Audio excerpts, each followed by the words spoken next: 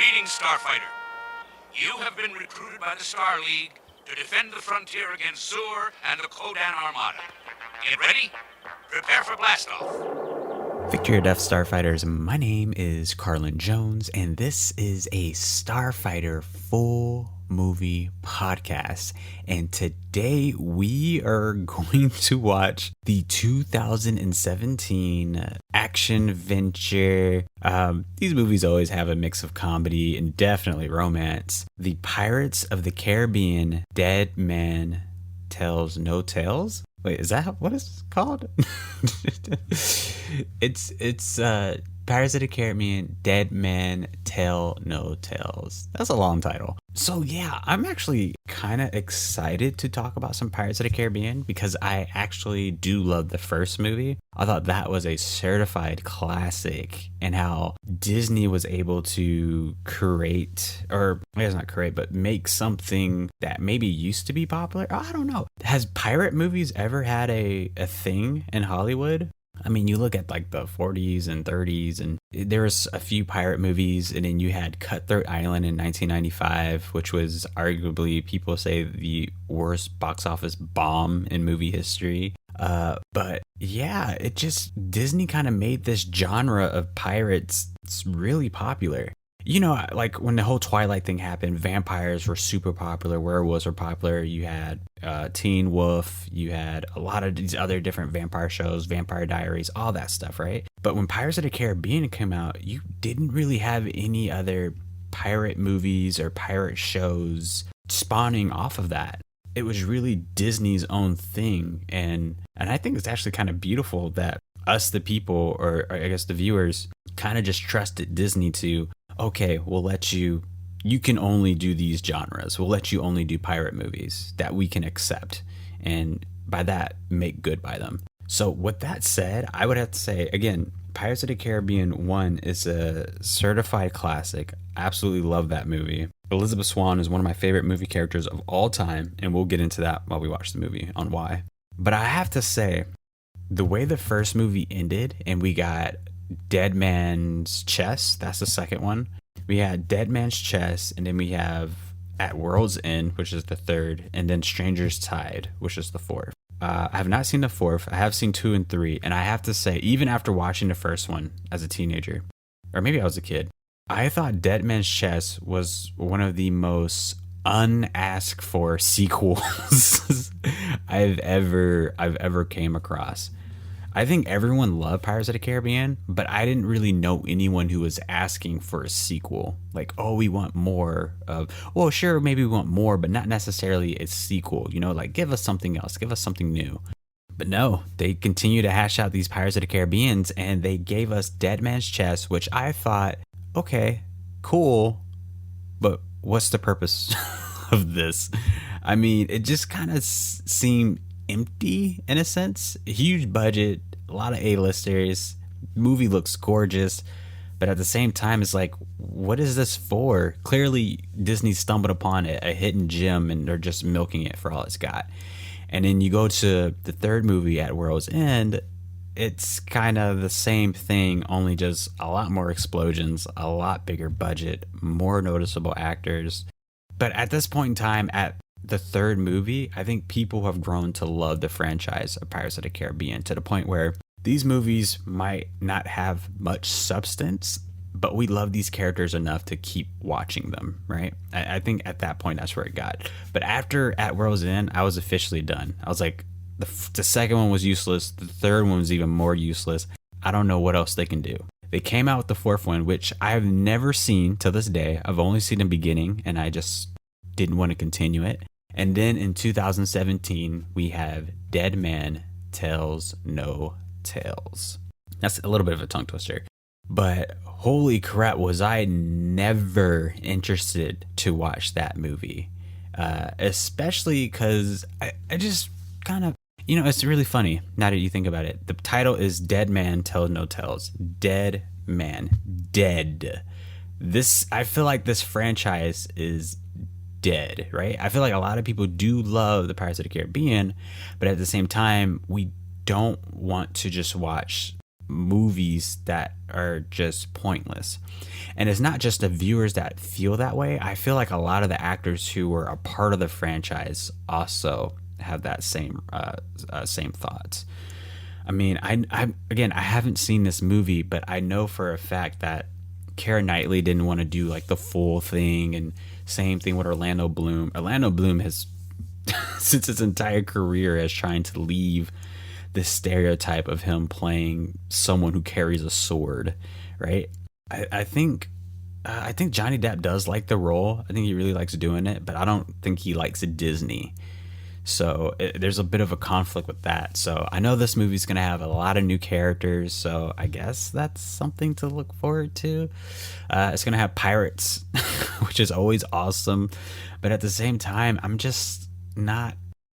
Listen, after you watch like Dead Man's Chest or At World's End, you realize how a movie can really get away with keeping you somewhat entertained for a lot of minutes, but ultimately show you absolutely nothing and tell you absolutely nothing. So yeah, there's not really much. And then I also feel like Disney, besides capitalizing off of like amusement parks and books, t-shirts, all the stuff that it's really marketable for this franchise, I feel like Disney's lost a little bit of hope for it. But at the same time, with everything getting reboots and remakes and all that stuff, they're still going to keep making them. I was looking at the budget for this movie, and what was the budget? I think the budget was $300 million, $285 million to $300 million, and I think they only made $700 million from it. Which, you kind of think about it, that's not really good. Obviously, this is like the lowest money it's ever made for the movie in its franchise. And to have your budget only be $3 million and make $4 million back, that's like an ad revenue of like $1 million, right? So it's very interesting to see how Disney plays its cards with certain movies that they know caught on to a lot of people, and a lot of people love it, and they just keep milking it for everything it's worth. It's honestly really interesting to see companies do that. But yeah, I mean, Pirates of the Caribbean, Dead Man Tells No Tales. There's not really much else I can say about this intro. I mean, I was even telling my friends today, like, yeah, I'm gonna watch this movie, and then literally, so I have my friend Amy, who I've obviously talked about a lot on this podcast. She is a huge fan of Pirates of the Caribbean, and she admits herself that everything after the first movie was very bland, very kind of, I don't know, just like an empty can of food or something like that, right? And then I was talking to my friend Noor, who is also on this podcast, and she feels the exact same way. So, I mean, I'm not really having any hopes for this movie. You have zero expectations, you can never fail, right? But we'll just see, because I do really love these characters. I love Jack Sparrow. I think he is a very unique character that Disney has created. I do love Elizabeth Swan. We're totally going to get into her character. And I do love Will Turner. Will Turner, played by Orlando Bloom, who is awesome. But I've also heard they're not really in this movie a lot. Well, maybe Jack Sparrow, but the others, not so much. So yeah, let's get into it. So if you want to watch this movie along with me, all you have to do is go on Disney Plus. Obviously, this is a Disney-owned product, so Disney's going to have it on their streaming service. So feel free to watch along with me on Disney Plus, or if you just own the DVD. So we are going to get started with this movie in 5, 4, 3, 2, 1.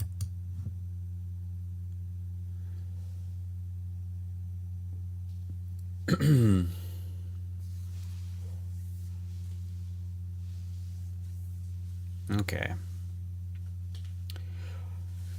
These are always cool intros that Disney does for their movies, when it's like clouds and thunder and they zoom out and it's like the whole Disney castle. That's pretty cool. Man, there's so much stuff on Disney Plus.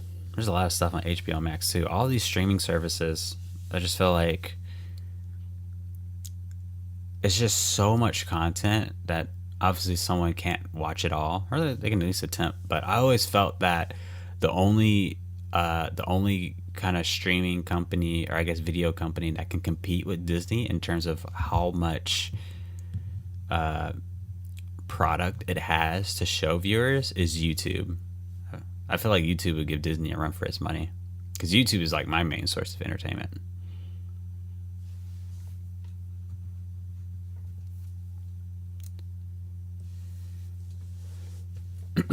Now, I do know, just from hearing my friends talk about it, I do know this kid is supposed to be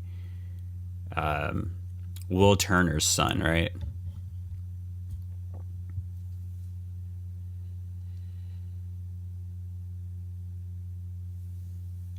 Which is kind of weird, because when did what's her name get pregnant?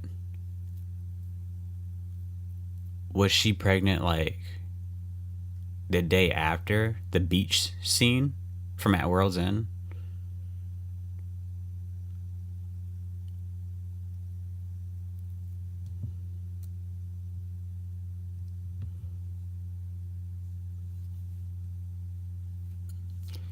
Can we all just appreciate, or not appreciate really, but like, can we all just acknowledge that if I lived back then, back in like the 1600s, 1500s, and I had to like legit read a map to like figure out where I'm going, I would not know where I'm going.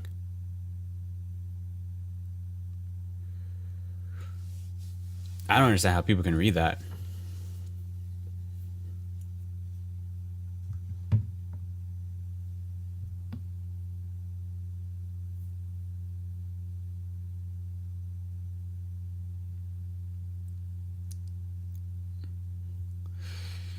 Okay, let's see. How much time?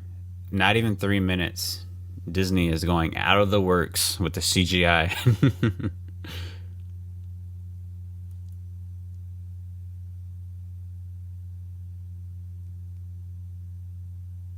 The Flying Dutchman.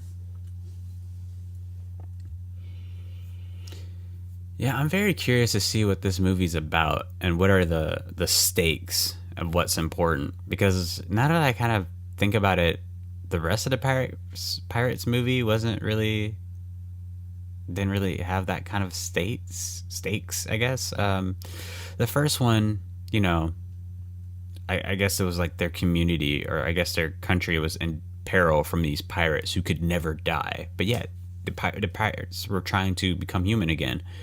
So there was a cool story, a little conflict in that. Dead Man's Chest. I honestly don't remember what the conflict was. I think they were trying to get Davy Jones's heart so whoever has his heart controls the seas. I don't understand. And then Stranger Tides, I never watched that one. And then this one, who the fuck knows?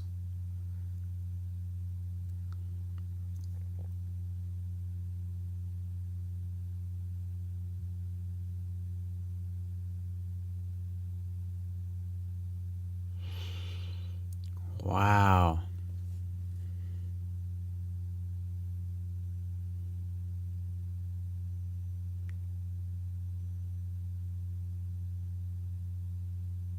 Wait, what?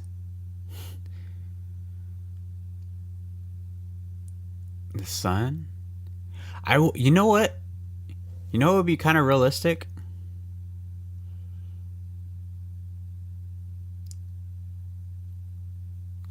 To come home. So here's the thing. And I really want to know how much the mom has told the son about the father. And obviously at this point, we can kind of establish that she's told him about the Dutchman and the curse and all this stuff that's happening, right? It is not your father's fault that he is not here in your life. But he is not. He's on the... Sure, I guess he made the ultimate sacrifice for the woman he loved. But at the end of the day, he's still an absent father, right? So at that point, I wonder, why does the son care? Right? Because if you grew up, right? And how old is this kid? He's like No, he's at least 10 or 11. No, fuck it. He's 12. He's at least 12. Yeah, he's at least 12. So if you go on 12 years without your life, without seeing your dad, and sure, maybe your mom has told you things, I'm sure it is natural to build up some type of resentment towards him. Because you're so young, you don't really understand all the complications that went down and why he's not with you, right? No matter how much your mom can explain it. That's so CGI. That mirror, come on. Yeah, it's so interesting why he would care. I mean, I just feel like it's either 50-50 that a kid would care and maybe they would go out of their way to try to help their dad that they never met before, or they would completely just hate their dad. I feel like it would be more realistic if he just hated his father. I think, you know what would have been better? If he would have hate his dad for not being in his life, regardless how much his mom tells him, but then Jack Sparrow finds the kid because he needs his help in order to free his dad. Right? That's what I think would be a better story thus far.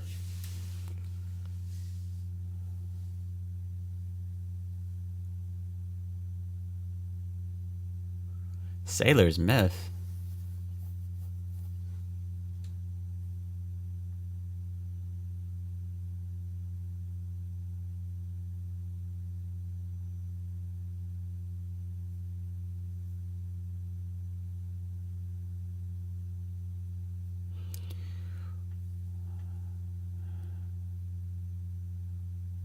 What is happening?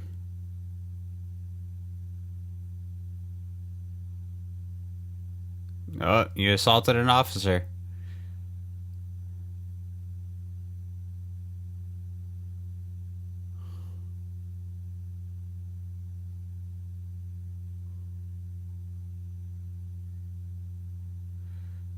Wow. Well, let's see what happens.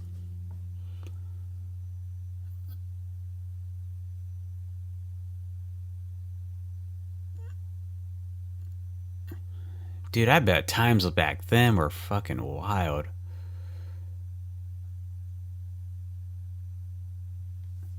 Dude, I bet everyone had leprosy.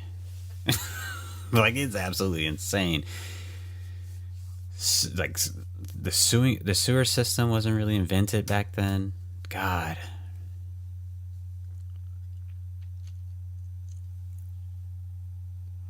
Yeah, why would you bring your ship in there, knowing damn well there's hardly any wind? Yeah, this is just idiocracy. Like, why would you bring your ship in a cave? That doesn't even make sense.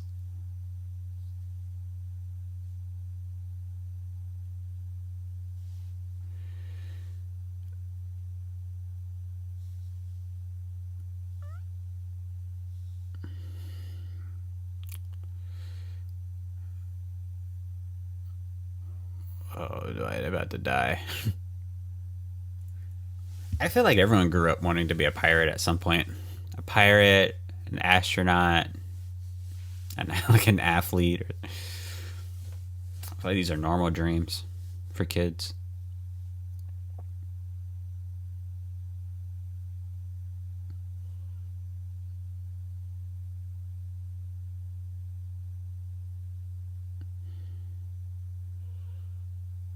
So what is this? Dude, they just completely rammed their ship. Not rammed, but like overcame their ship without...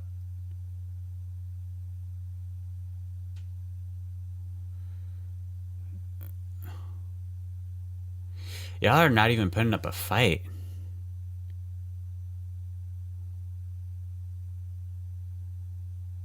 See, this is what I'm talking about with these movies. Like, what the fuck are we watching? What is going on? Like, clearly there's shit happening, right? There's a lot of stuff happening right now. But what is happening? And why does it matter?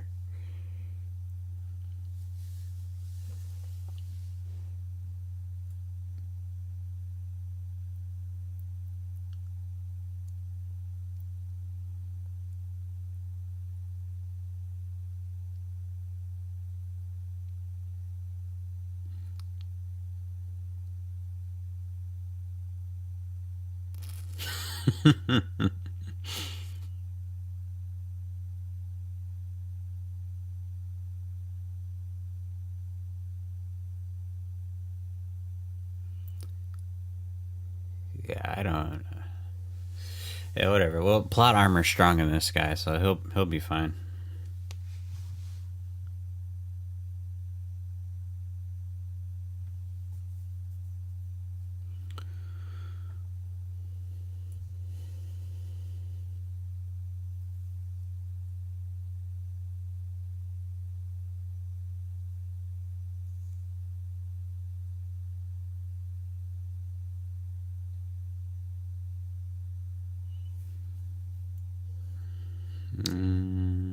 Wanted, Jack Sparrow. Jack Sparrow has been wanted for the last 5 films.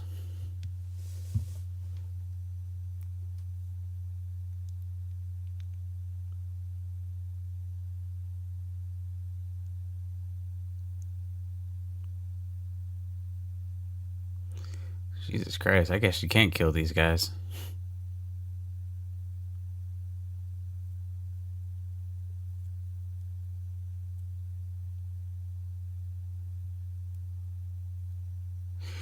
So why is it every freaking pirate ship is like cursed?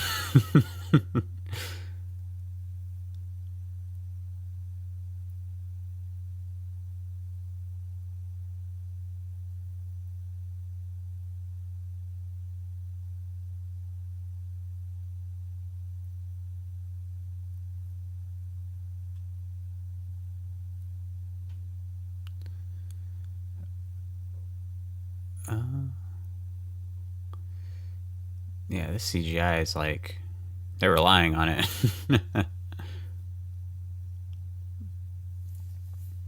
This is weird. This is kind of like the first movie, no?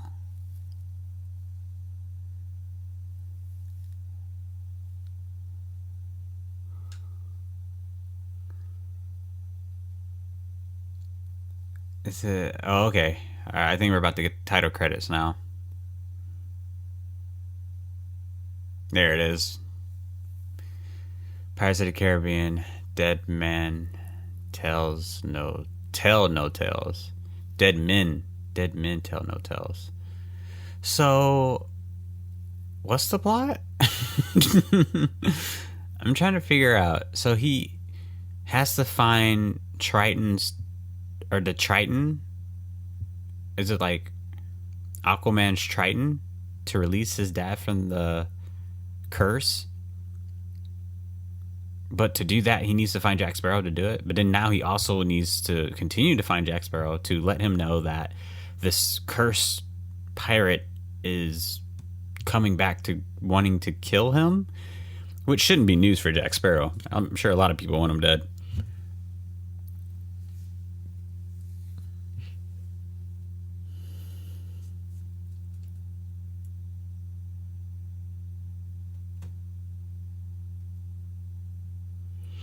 Oh, wait a minute. Have I seen this scene? I think I've seen this scene. Yeah, I think I've seen this scene before. When Disney was doing like their promos or whatever, I think they completely showed this whole scene of Jack Sparrow trying to steal the bank, and but I swear that's all I've seen. But I thought this was in Stranger's Tides. Okay, well clearly then I have never seen a single scene of Stranger's Tides. Then I thought this scene was from Stranger's Tides. Shows what I know.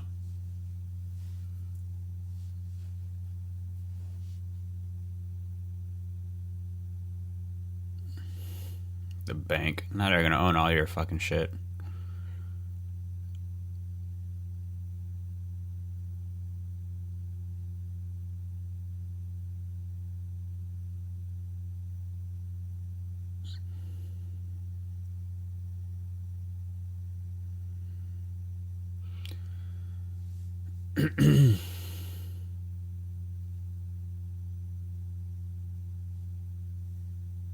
How did he even get inside?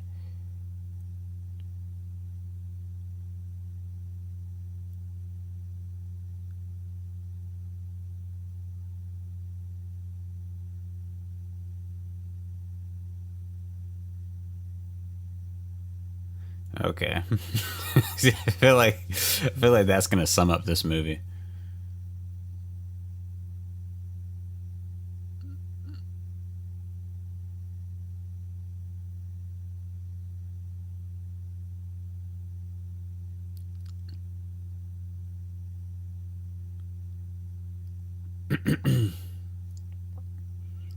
Yeah, this is it's a little cringy.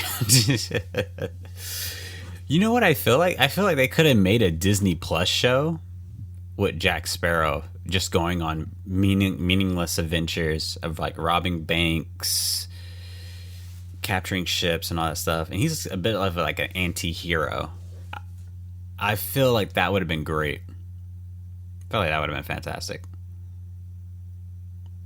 Like if you would have just tell us that it's meaningless and there's not really much plot to it and it's just fun adventure, and I think more people would accept it. But this movie it's just so far it's just I really just don't know what's happening.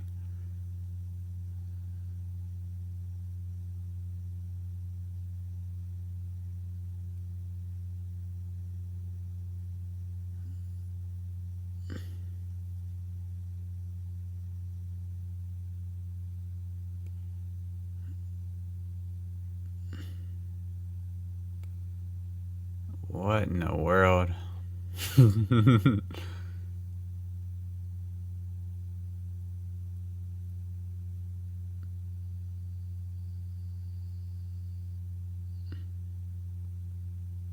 What some idiots? They didn't think to cut a hole through the fucking house.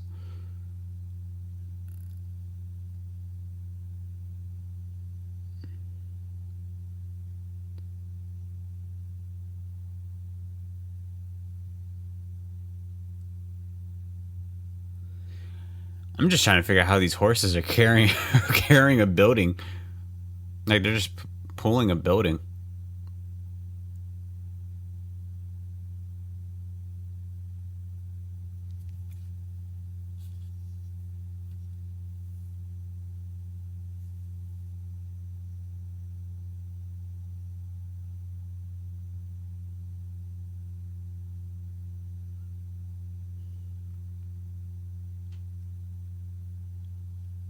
Wow, it's like a Robin Hood thing that's kind of going on right here. Going on right here. My grammar's so horrible.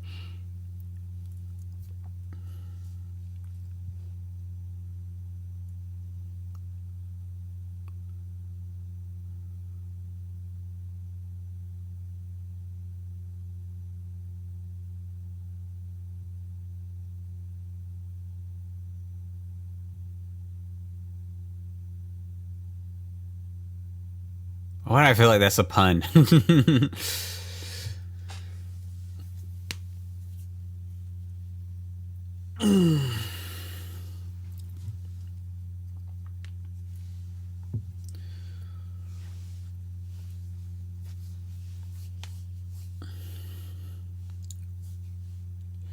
I feel like all that money would have fell out by now.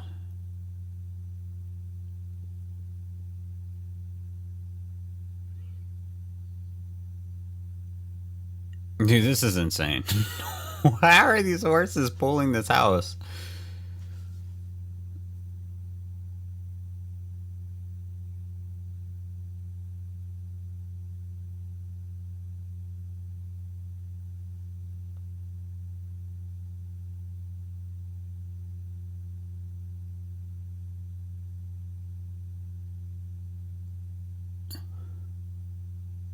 A witch? What?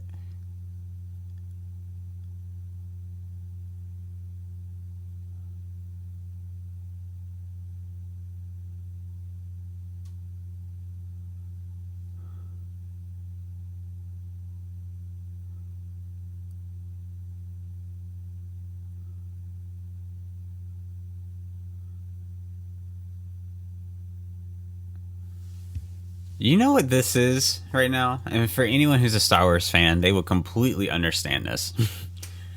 I feel like Jack Sparrow is like a modern day Han Solo, right? It's a really cool character we all love. Has his moments where he's badass, moments where he's funny, moments where he's serious, moments where he can even be a bit of a romantic, right? First two films, and I'm saying for Han Solo, first two films, he was great, right? Then Return of the Jedi is like they completely dumbed down his character to where he's like a dumbass. And I feel like that's what we're seeing right now with Jack Sparrow. I think The Curse of the Black Pearl, fantastic. Dead Man's Chest, he was even fantastic in that. And then at World's End, he was just, at this point, he was just being Jack Sparrow. Now, this movie, it really just seems like he's just a joke. Or at least to me, that's what it seems like. But it's just the beginning of the movie.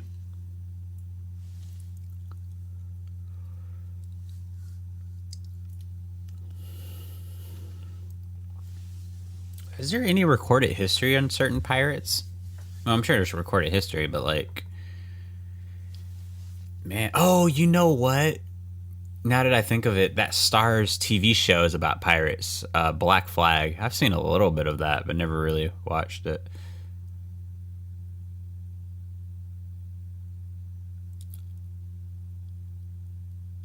I have no idea why they felt like that was necessary to shoot and show that in the movie.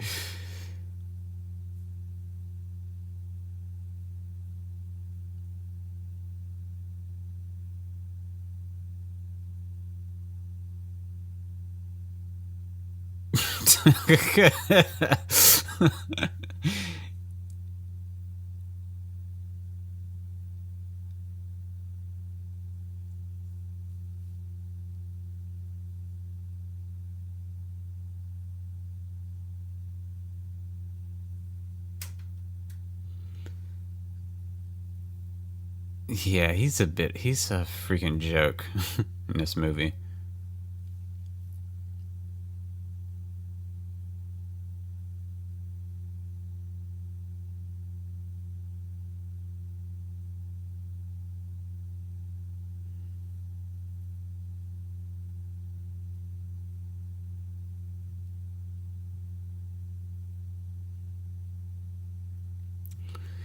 Sexual jokes, like what is going on?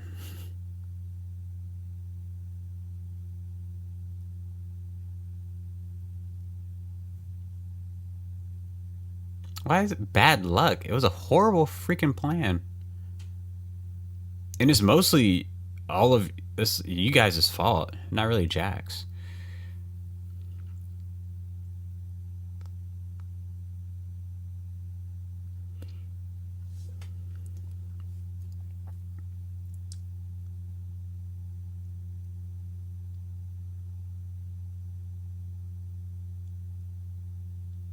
Why? Because you guys couldn't come up with a good plan?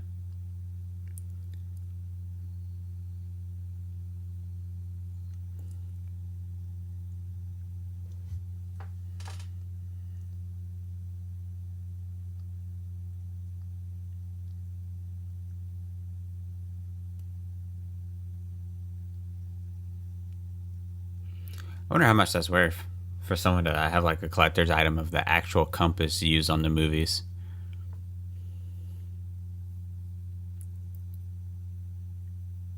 You know, I'm gonna put that on my bucket list. I always wanted to be on a pirate ship and just sail out into the ocean, like an actual pirate ship, not like a cruiser or a boat, a yacht, or anything like that. Like an actual pirate ship.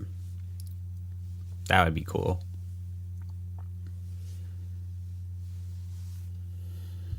Check out this transition. I can tell a transition is happening. No, okay. I'm way off.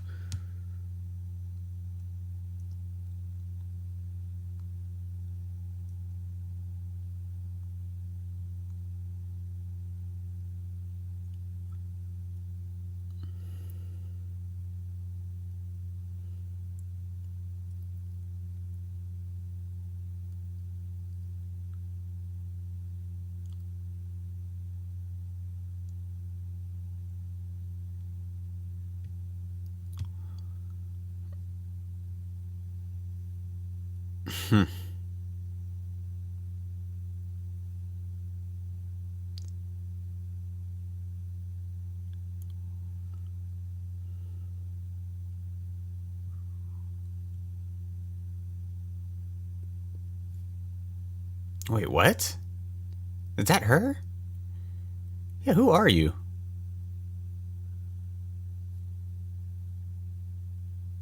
Wait, how he didn't even mention a Triton to you. Would you bring that up?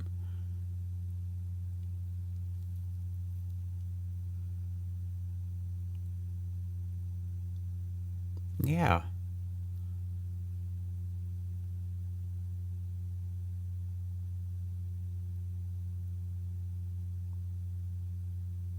Poseidon's Trident. Why did I say Aquaman earlier? That was Aquaman.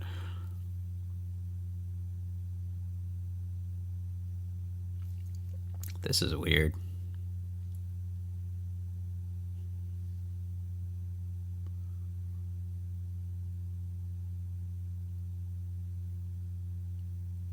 Why are they trying to explain this to me now? Let me just figure out who these characters are. I don't know who she is.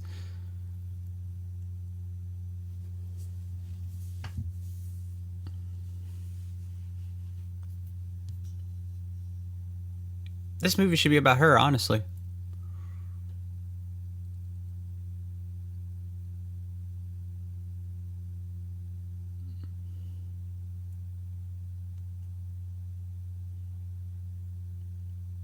Witch?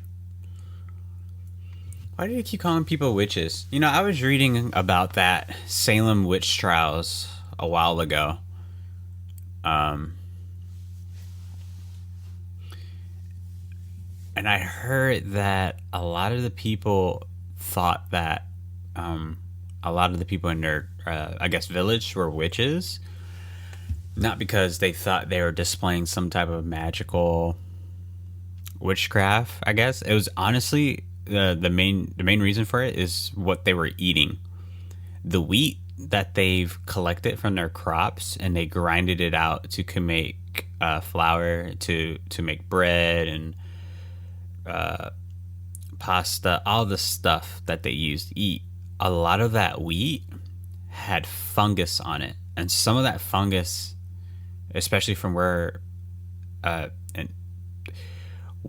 geography where that village was, had a lot of fungus from certain mushrooms that causes hallucinogens. Did I say that right? It just makes you hallucinate, right? And that was why that whole witch trials started, based on really bad bread people were eating.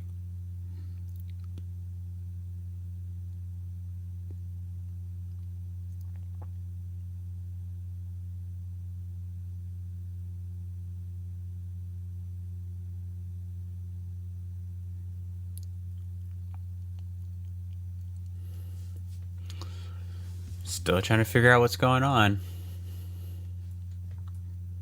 Still trying to figure out who this guy is and what his beef with Sparrow is. Like, honestly, you saying you have beef with or I said John Sparrow, Jesus Christ. You having beef with Jack Sparrow? Like, dude, get in line. Get in line.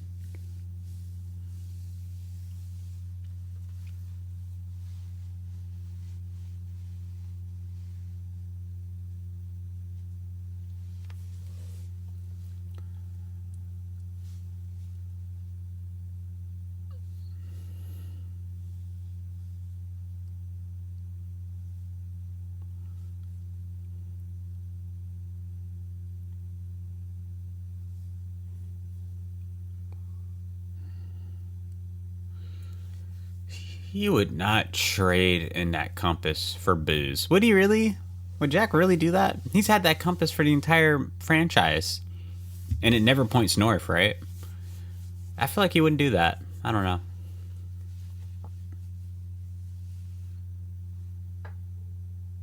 How are you supposed to kill that guy?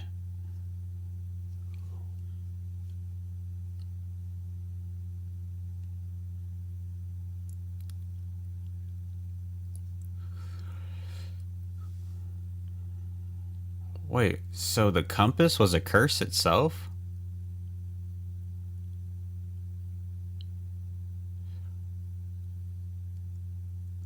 So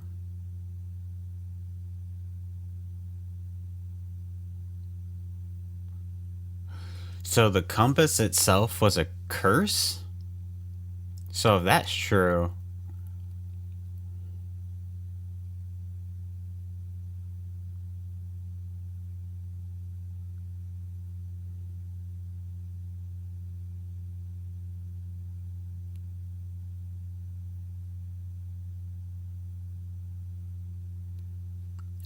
this is a little bit too convenient. I don't know. We're all along for the ride, I guess.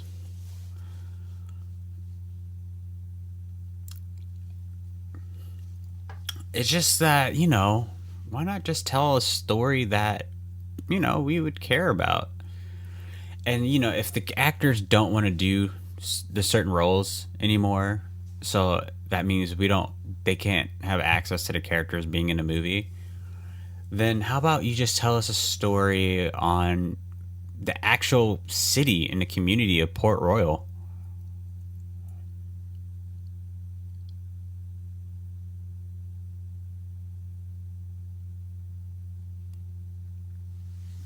Dude, how fast is that ship traveling?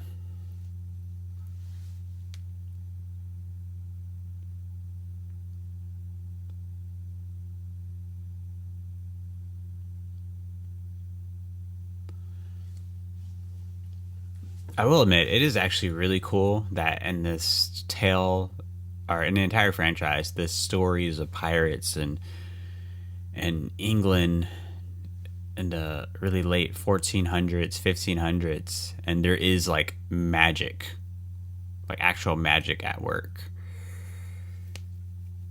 I think that's pretty cool because there's got to be something that kind of sets it in that fantasy realm.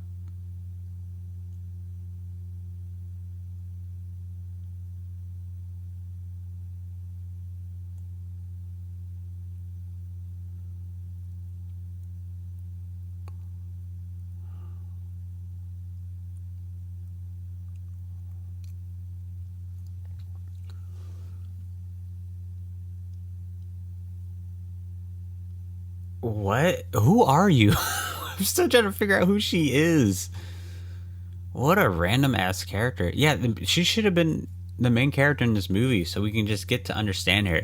I feel like if anyone who doesn't need an introduction and they can just be there to be there, it should be um, Will Turner's son, right? Because I feel like he could just show up and be like, I'm Will Turner's son. My dad's on the Dutchman. I've been trying to set him free from his curse. Blah, blah, blah, blah. I feel like we're more able to believe that than this chick just existing, doing what she's doing.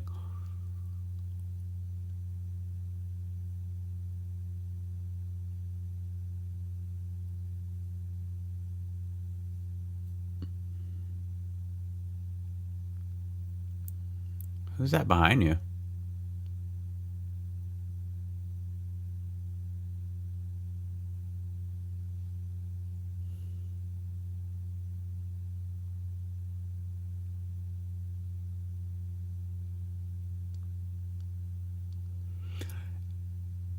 If he had a crew in a ship, he wouldn't he wouldn't have gotten captured.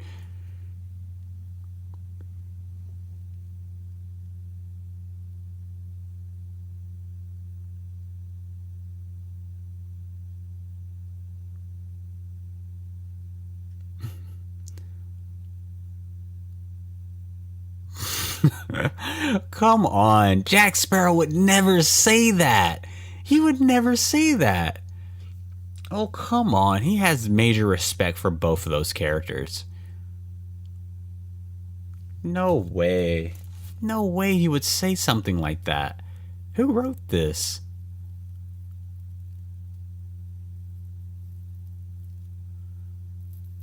I'm sorry. I don't. This is not my Jack Sparrow. No way. He would not have said that. Something I'm very interested to talk to Amy about. Because she said she's definitely going to listen to this episode of the podcast to get my take on this movie.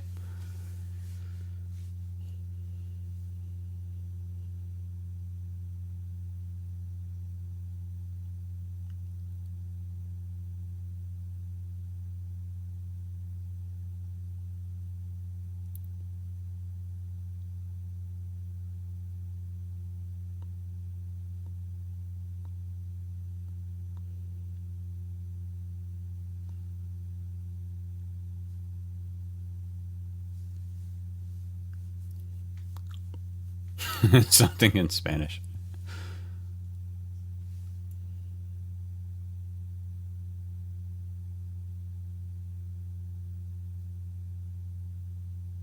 Wait, the Bermudic Triangle?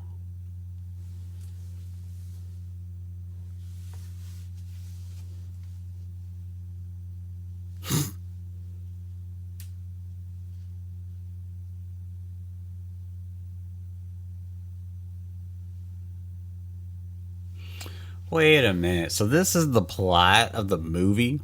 And Jack is going to help these guys because another group of freaking cursed pirates are out to kill him?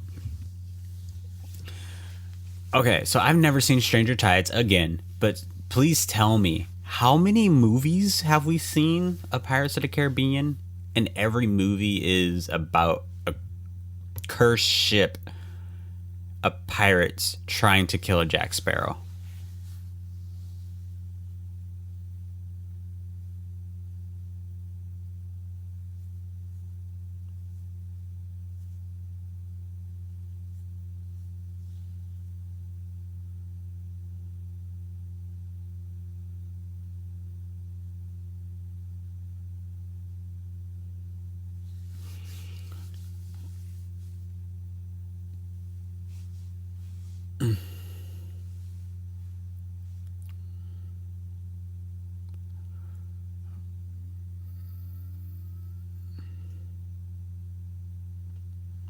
Dude, he almost killed them.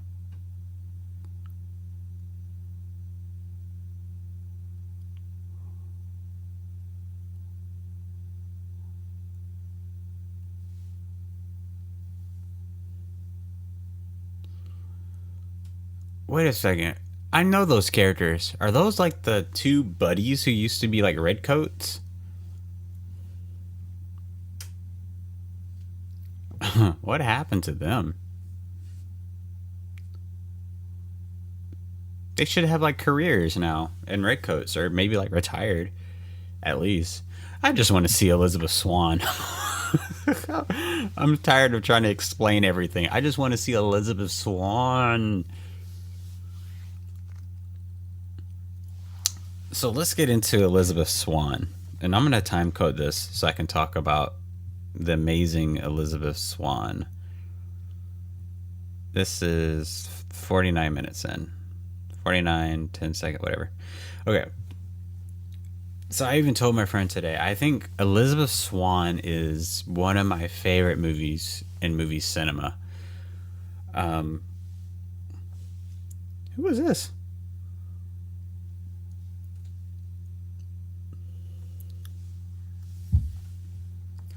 This movie loves introducing people we have no idea who the fuck they are.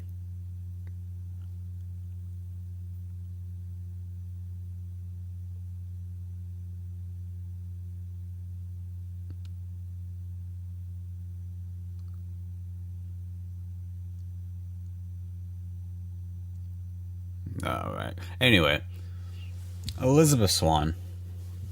One of my favorite movie characters. Or one of my favorite characters in cinema history.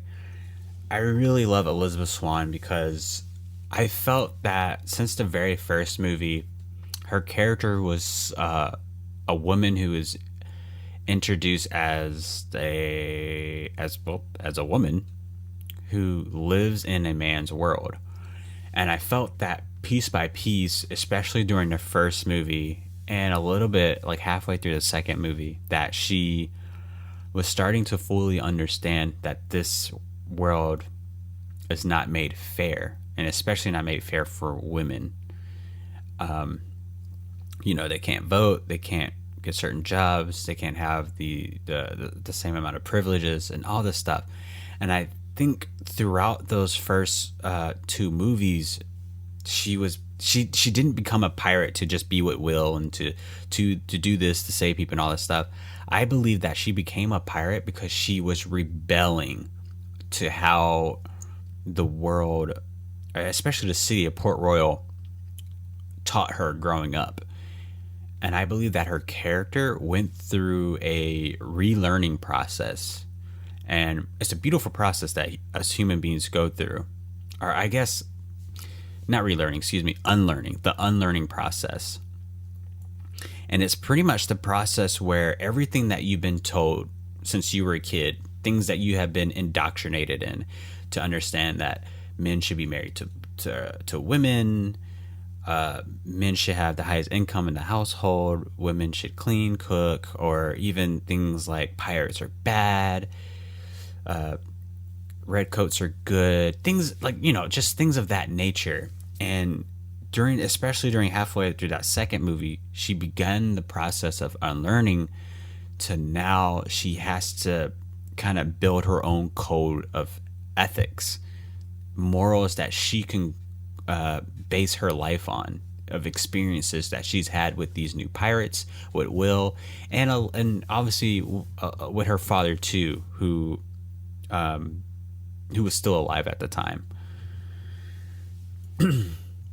And although Dead Man Tell No Tales and At World's End was a bit of a forgettable mess, it was still beautiful to see her character still trying to cope through everything she was going through, with her father dying, with her realizing the world is not fair for women, and her loving a gentleman who she cannot be with. It's just all the freaking recipes of what make a fantastic character.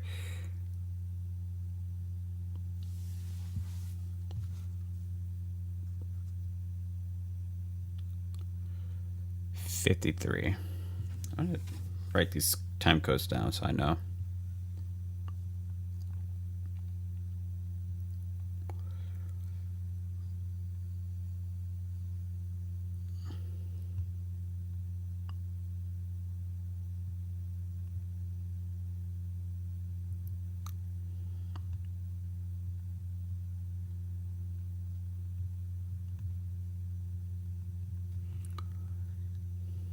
We're about to have another prison breakout scene. Or not prison, excuse me, execution breakout.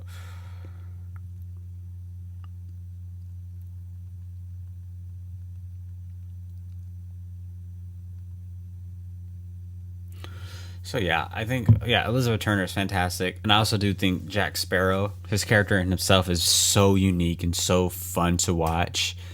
Will Turner is just as great as well, and then the romantic relationship between Will and Elizabeth is so awesome.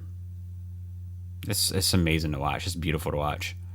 Honestly, I just think they're up there in like top 3 of like best actors or characters who have such great chemistry on screen. It is fantastic.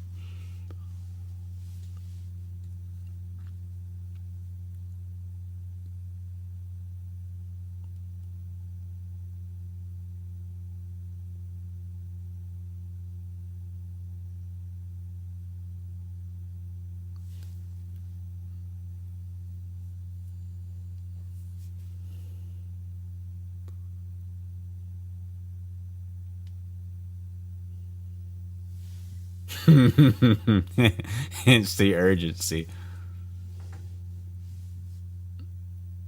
Why are they letting them speak? It's whatever.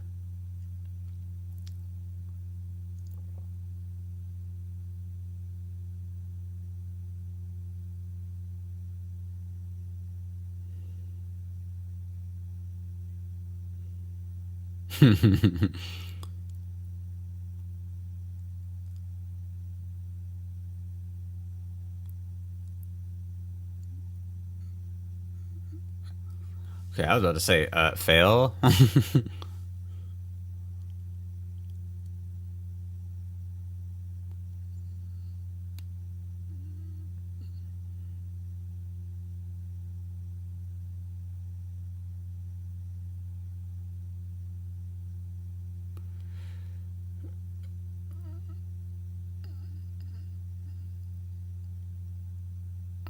What in the world?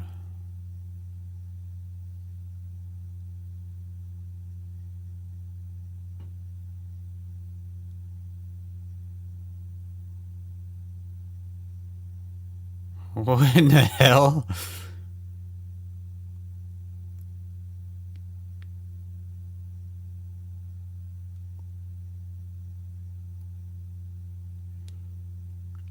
I don't understand why they would come back to for him. I guess pirates never leave a pirate behind. I guess I don't know.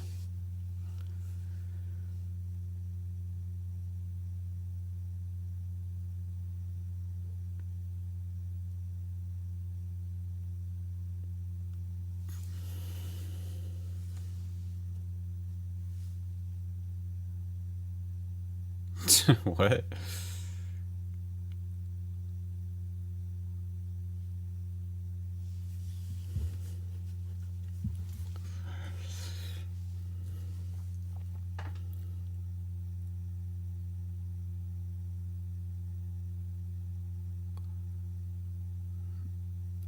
Still don't know who she is, so I don't. I really wouldn't care if she lives or die.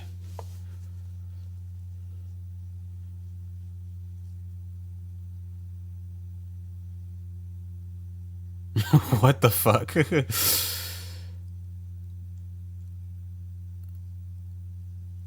That was a little weird. I thought that was kind of funny though. How it was like about to kill him and then not kill him. I thought that was great. But then at the same time, it was like, okay, clearly it's Disney all over it.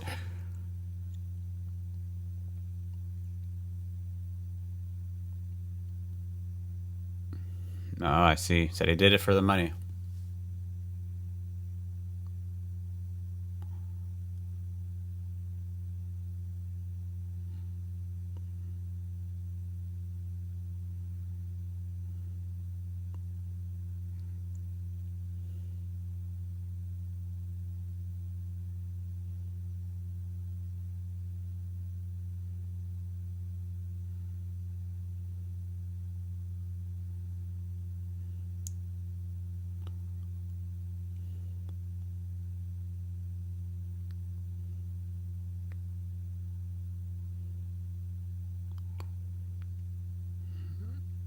Why does it matter? If I let go of you, you die. I'll hold you wherever it takes to keep you alive, lady.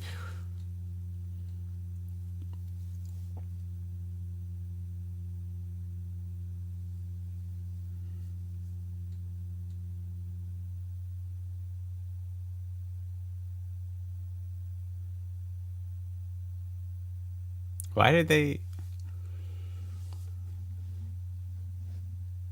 Sure, you can tie her up. I don't know why you would tie him up.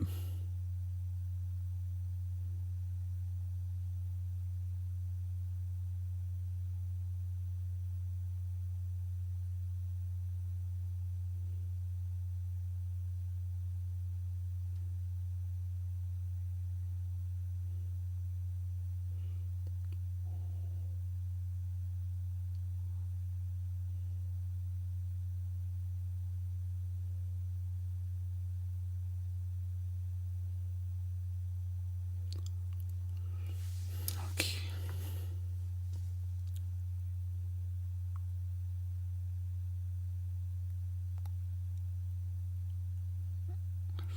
Yeah, this movie has a lot of comedy in it. I was not expecting it to have so much. But I mean, all the Pirates of the Caribbean movies have a, you know, they do have comedy in them, but I feel like this is kind of, I don't know. It's breaking up the dull moments so it can not be so dull, but it's still pretty dull.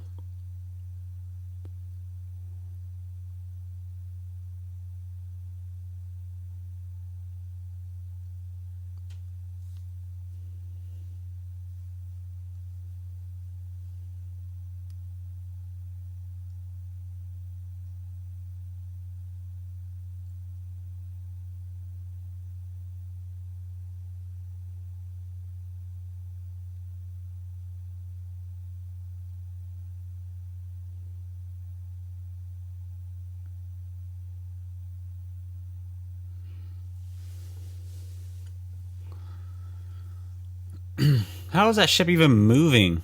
It doesn't even have like a sail.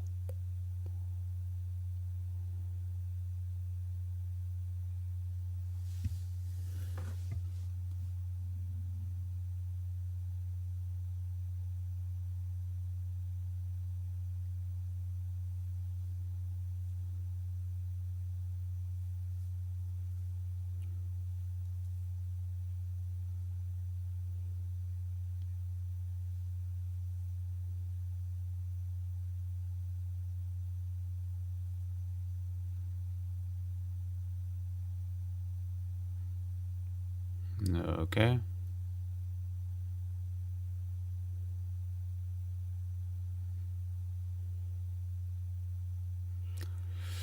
Look at you guys. Like, why even kill them? What is that gonna solve?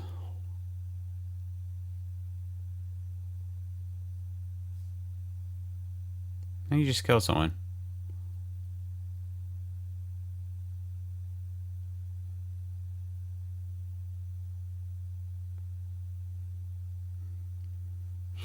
Like, what is the purpose of finding Jack Sparrow and killing him? Will it just release you from this curse?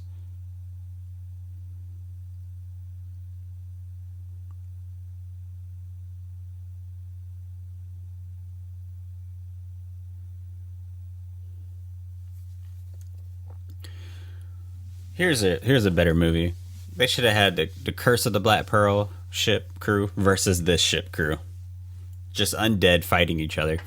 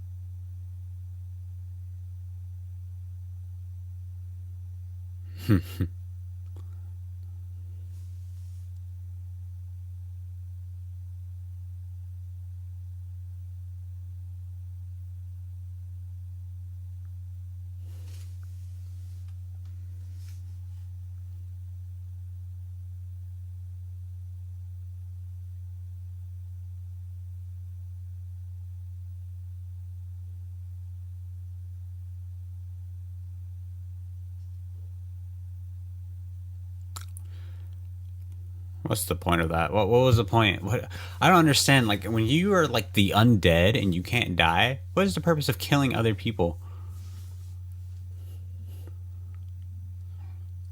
Does it make you feel better or something? Are they all just maniacs? Psychopaths? Schizophrenics?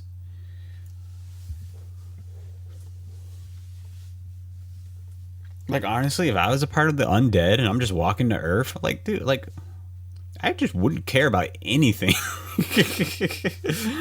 Like what do I care? It doesn't affect me.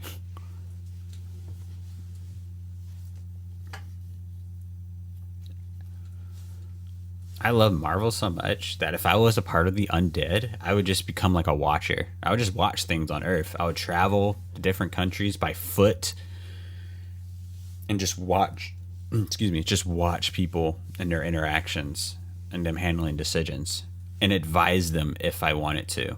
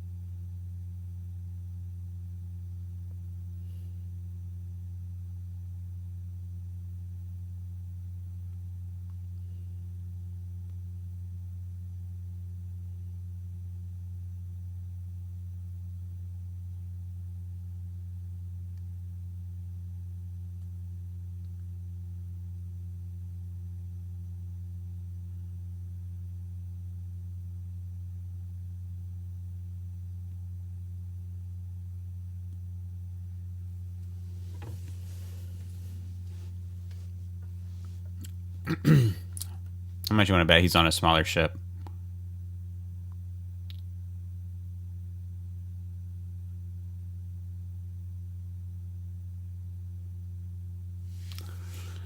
Did they just like dumb down all the men in this movie? What is that?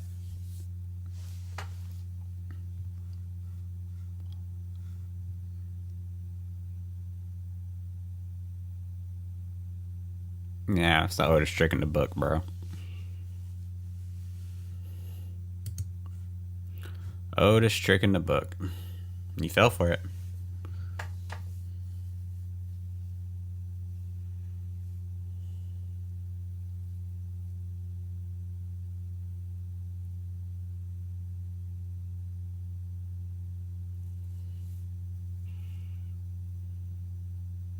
No, I guess she is a witch. For some reason I was thinking witches don't exist in this world. I'm like, oh wait, I guess they do.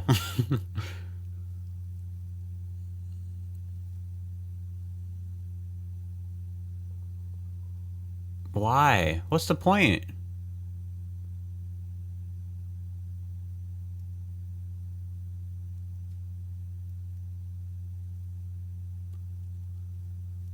The British Empire wants the Triton so they can rule the seas. Why? What's the... You already rule the seas, right? Am I right? You guys already have authority. You can arrest whoever you want, kill whoever you want in the sea. Like, it just wouldn't matter, right? Unless, you know, you're thinking about, like, trying to capture other countries by taking over the sea. That, okay, I can understand that. Maybe that's something a little different. But again, that's nothing established, nothing talked about.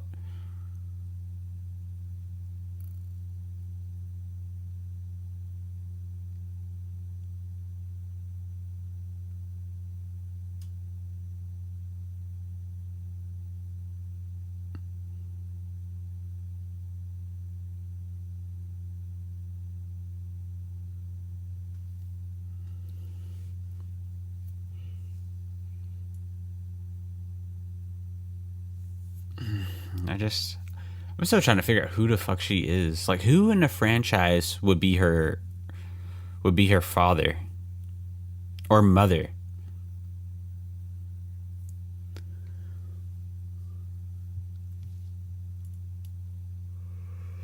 Oh, this is so weird. I kind of caught on already. I was like, they're kind of doing it, but I wasn't necessarily too sure. But it definitely does seem like... It definitely seems like there is a bit of the same dynamic of Will's and Elizabeth relationship, because it's so good. They just decided just to put in two other random characters. We have whatever her name is. I can't remember her name, but she's obviously someone who's a free thinker, a bit of very smart, very I guess independent. I guess technically she's not independent because she needs them, but someone who is very sure of herself and wants, and is basically, what I'm trying to say is she's basically the symbol of women trying to be appreciated in a man's world, right?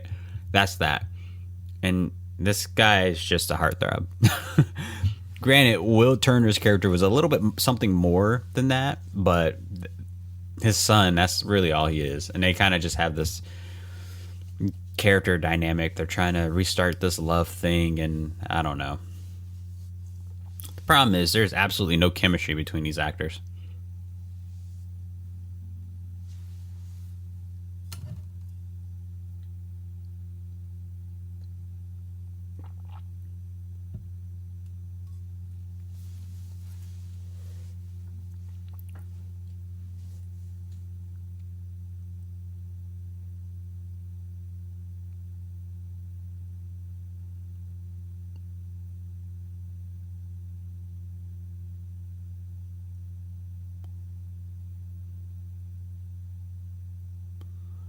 Pirates. Pirates are men, dumbass. What is he talking about?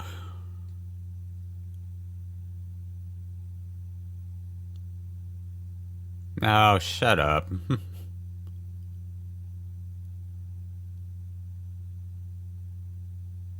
Oh, what are you talking about? What? That is your reasoning for killing pirates?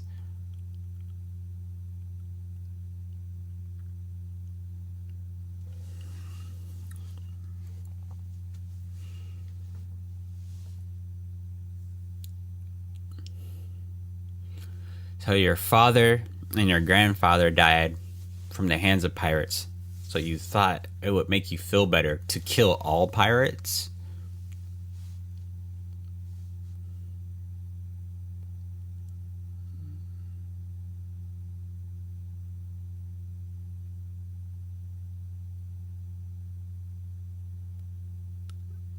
I don't get it.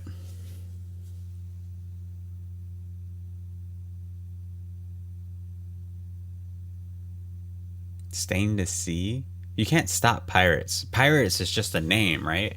If anything, what this film franchise has taught us, pirates is a way of thinking. Just people who just want to rebel against the laws, right? A common thief would technically be a pirate. And like a common thief, you can't stop crime in city. Crime is just a part of it.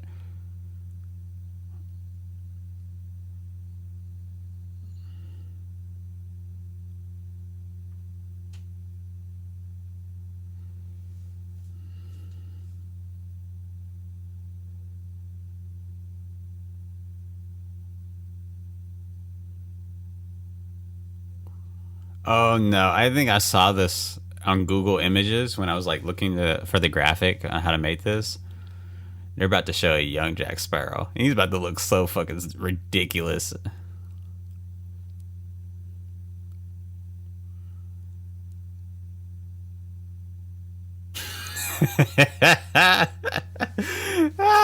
What? What is this? Okay, hour and 40. I gotta time code this too. What the what is his face? What is that? That's a young Jack Sparrow? This is so weird. What the heck? This is okay, hold on. Okay, hold on.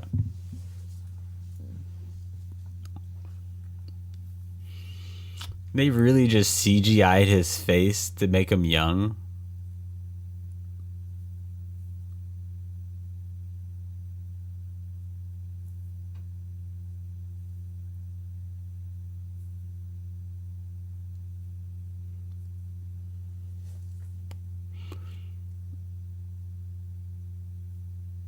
Jesus Christ.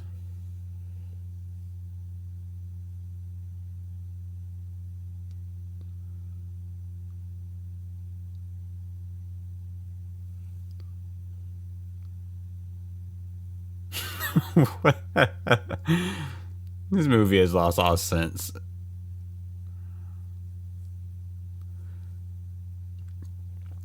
Your powers? You have no power. If something can easily be taken away from you, it's not power. But again, okay, so go back to this young Jack Sparrow. Shouldn't this be what Stranger's Tides should have been about? Because I know that one's a prequel.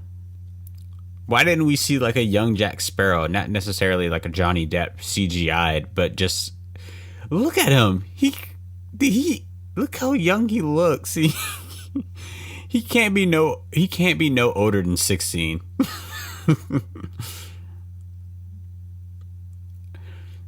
But yeah, I feel like that would be a way better movie to see how Jack Sparrow became Jack Sparrow, to figure out how he became a pirate, figure out how he became an alcoholic, to figure out how he has so many girlfriends throughout different cities.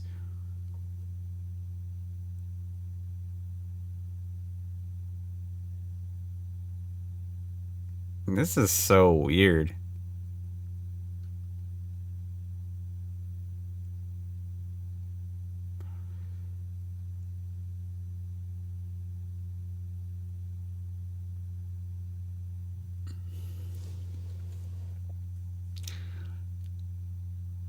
I don't get it though. So why do you hate Sparrow?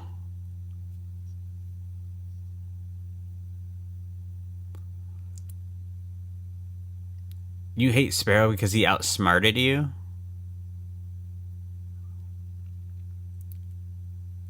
I mean, you're trying to kill him, and you killed all his friends. So he basically did what anyone else would have done.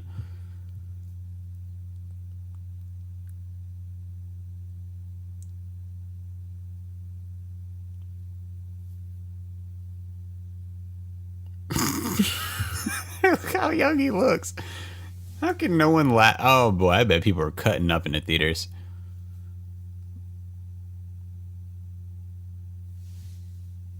This is so weird.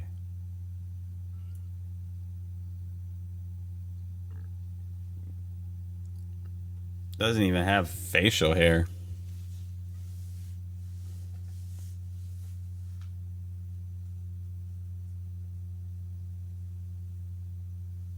I feel like that would have been a way better movie, only minus this fucking character. Oh no no no no! You can keep this antagonist. You can keep him there,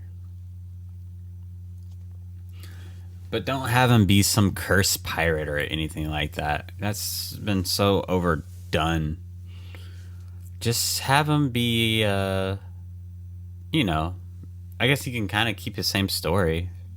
He hates pirates because his family lost their lives in the line of duty to them, so he dedicated his life to stop pirates. But I feel like he shouldn't be so rogue and so necessarily so violent. I feel like he should be what the Redcoats leaders are, right? Someone who loves the law and thinks everyone should abide by it, and he hates pirates. And I feel like he should be that, not what he is now.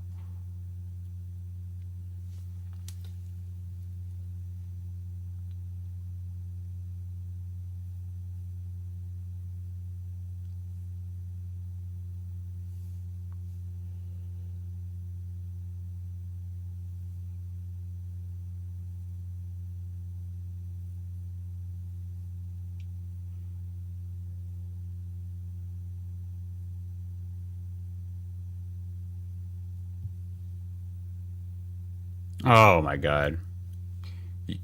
You forgot to tell us that you're also a Mary Sue. Get the fuck out of my face. How do you know all this shit? Where was her education? Why is she so young and she knows all this shit?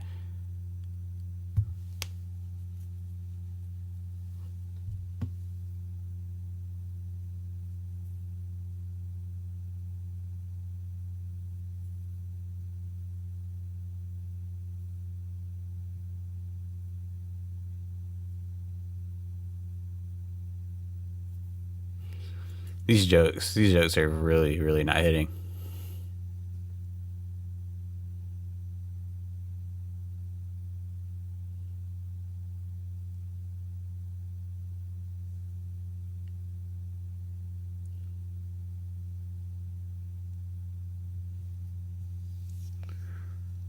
I don't know why you even rescued him in the first place. You pirates are fucking stupid. Why is everyone in this? It feels like everybody in this movie is stupid. Like literally like stupid. Everyone except for the female character.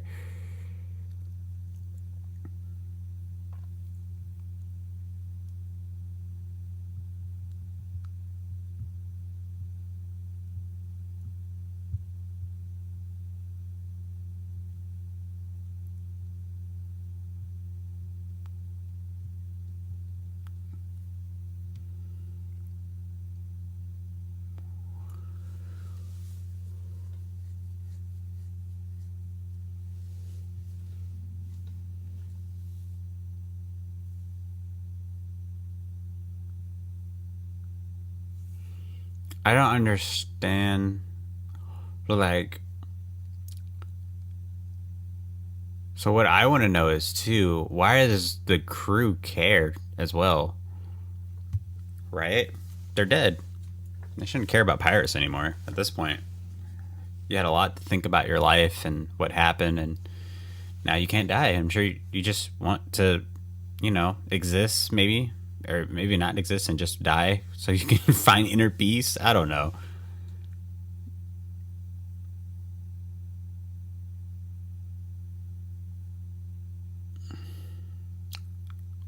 What are they doing?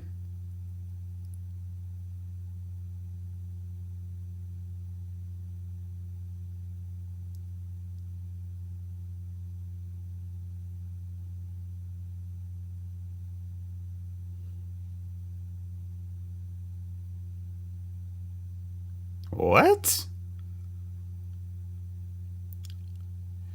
Wait a minute. Whoa, whoa, whoa, whoa. Well, maybe this shouldn't be such a huge surprise because we did see like undead birds, and I guess there was an undead monkey in the first movie, or in the first few movies. So now there's undead sharks? I guess there can be an undead anything, right?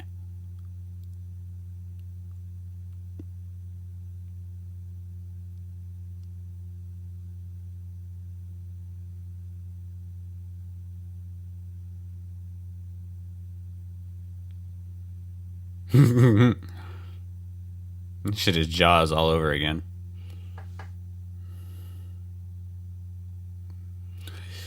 So one thing they're not answering though, does killing Jack does it break the curse? Or is the curse just forever there? Because if the curse is forever there, what is killing Jack gonna do? You can't possibly think that's gonna make you feel better. Right? I'm pretty sure this man has killed enough pirates who he hates because of how he felt about his family to know that killing them is not going to make you feel better. If that was the case, then after the first 100 pirates that you have killed, you probably would have felt content about what you've done. Right? I don't know. This movie is kind of what I feared.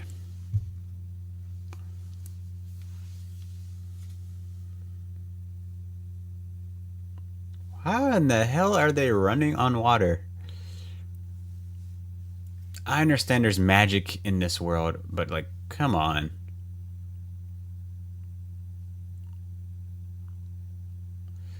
You can't possibly think you're gonna outswim a shark.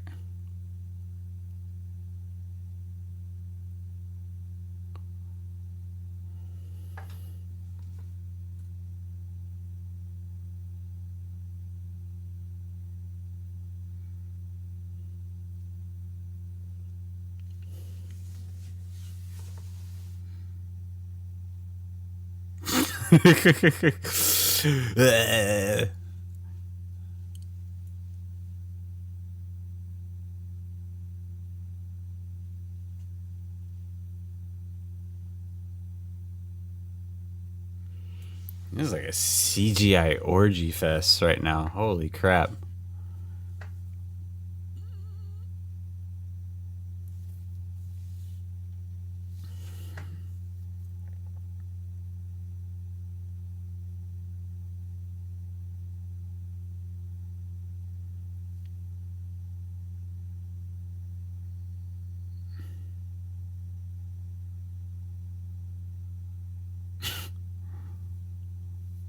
This is so weird.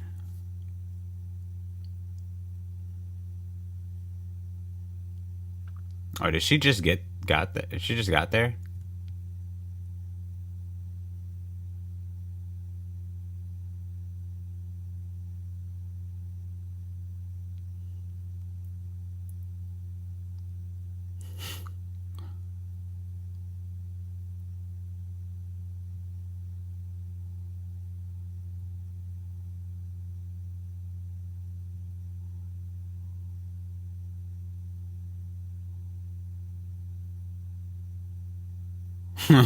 He said I knew that.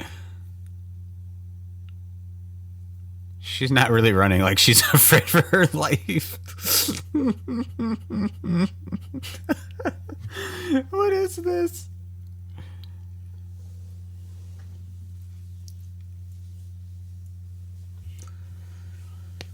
This is so weird. You know who Jack Sparrow reminds me of? Prince. If Prince was a pirate, he would just be Jack Sparrow.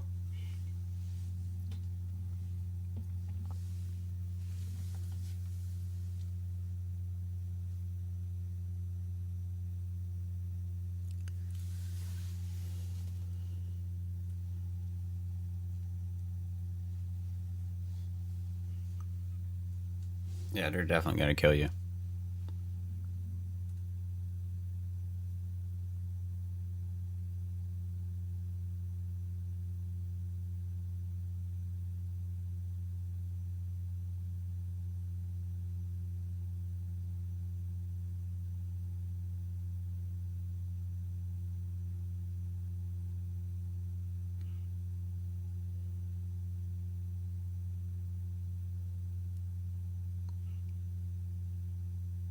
Wow.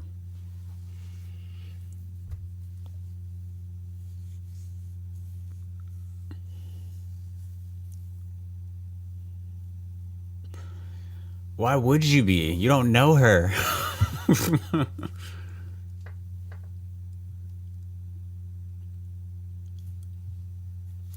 understand he's supposed to be his son and all, but they're really making him to look like him, act like him, and all this stuff.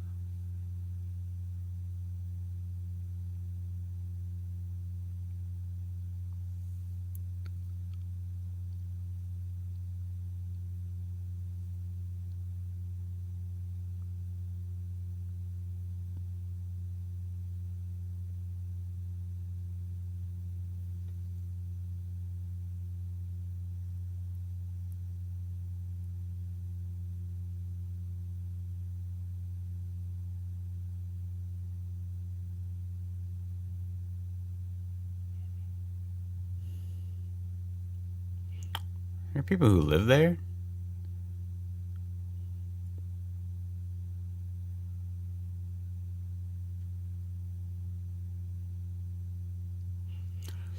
That's true. He upheld the deal. He led you to Sparrow. You're just incompetent enough to kill him.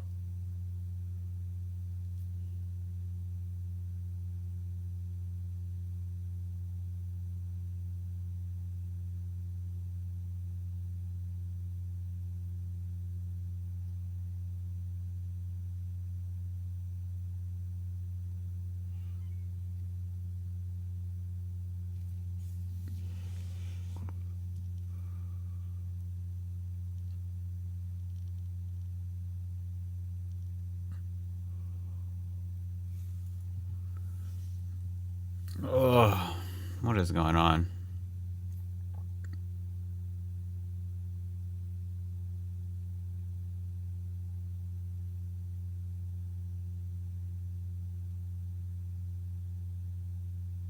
Jack just knows everybody, doesn't he?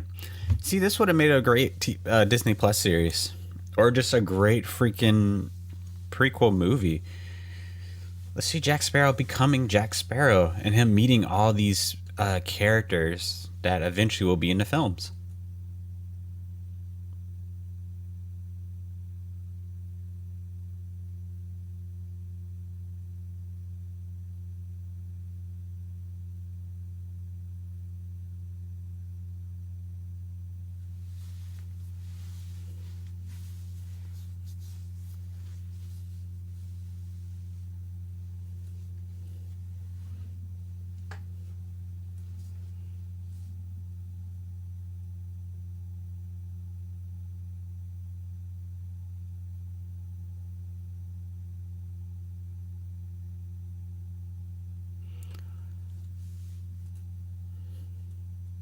What are those things?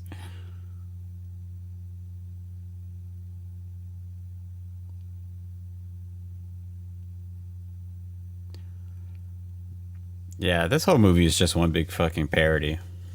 They really dumbed down his character. I'm really surprised by that.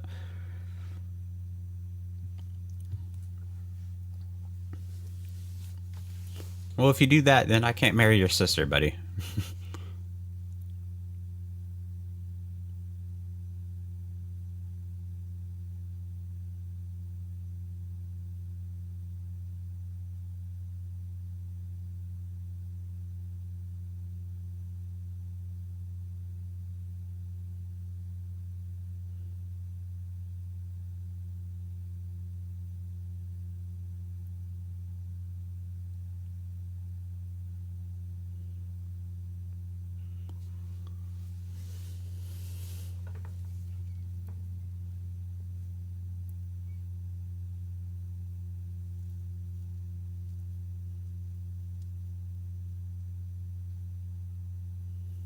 Jesus Christ.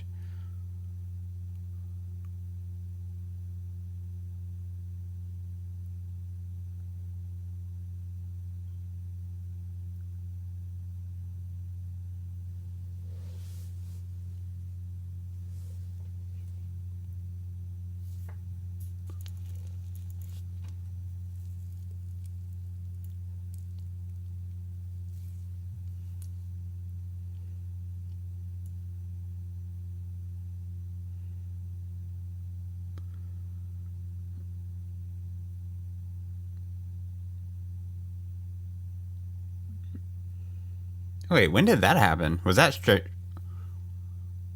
Wait, when did the Black Pearl get trapped?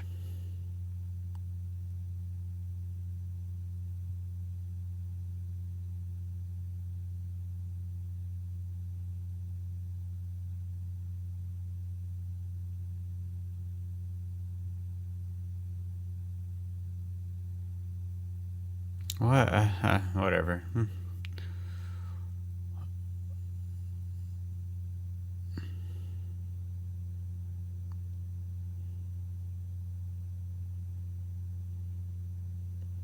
Wait, that's all you had to do to release the Black Pearl? Why didn't you do that before?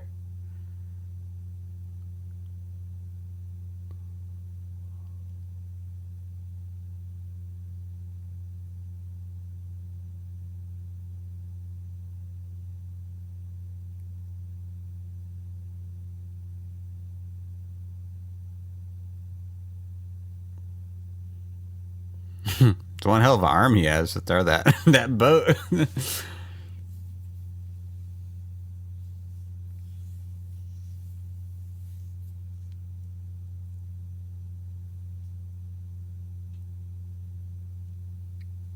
It's just like, what's going on, man?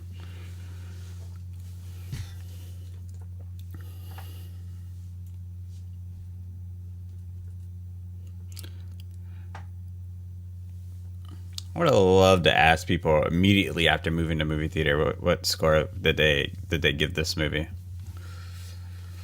I mean, granted, I know what's going to happen at the very end of the movie, and I felt like, and especially for Amy, I know she said that's the only reason why she went to go see this one, but I am really looking forward to that. But I don't know if it's going to make any sense.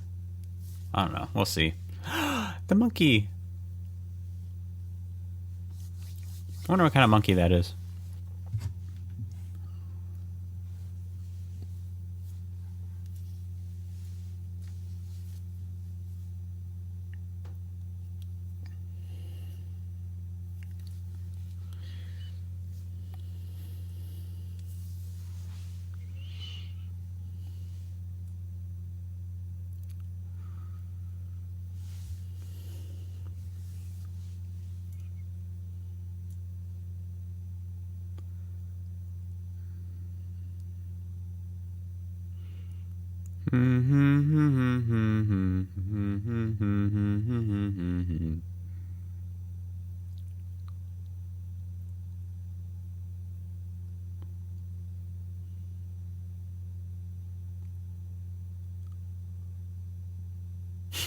Are you serious? What, his toenails?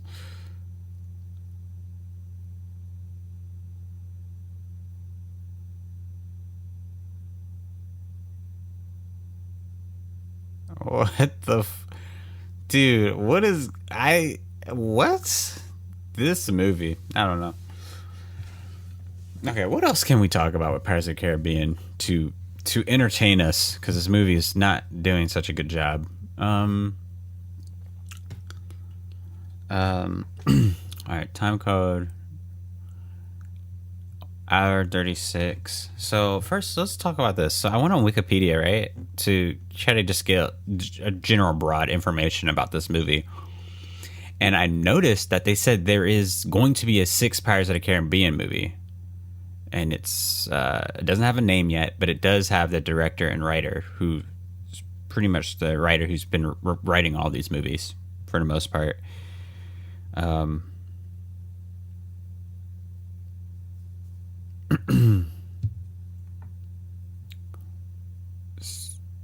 So yeah, it's a bit weird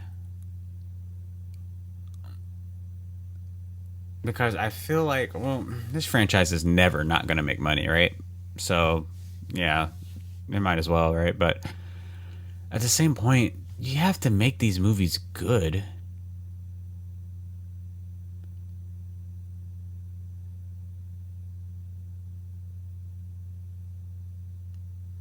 Who cares about these characters? Honestly, how do you make a Pirates of the Caribbean movies where we don't care about the characters? That's been the only thing that's been making this franchise survive, honestly.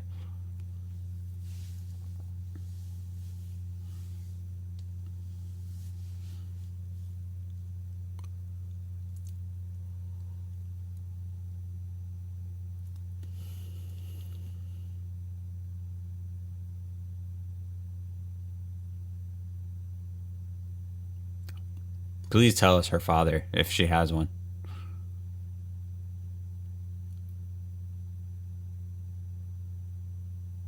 Clearly she has one, but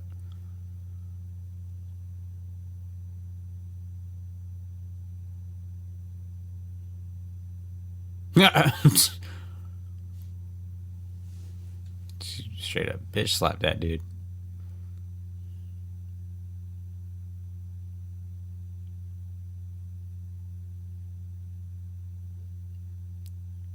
An orphan? What?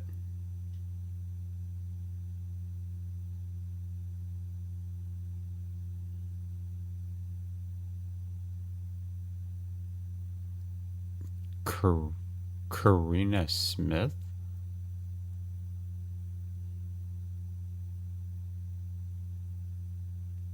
Wait. What? Why does she seem like a freaking D&D character? Like a Dungeons and Dragons character? She's an orphan, but she found a way to get schooling and became the smartest in her class and became a a specialist at astronomy and telling time. And she can read. And she knows a lot about ships. She just knows all this stuff. It just makes no sense. Wait, what?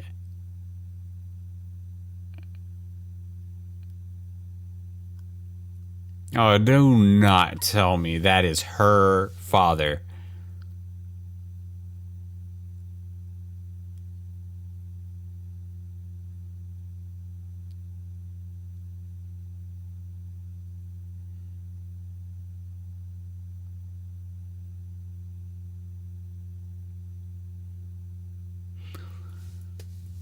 What? That's Barbosa's daughter? Then there's no way she has a genius IQ. That's already. There's no way.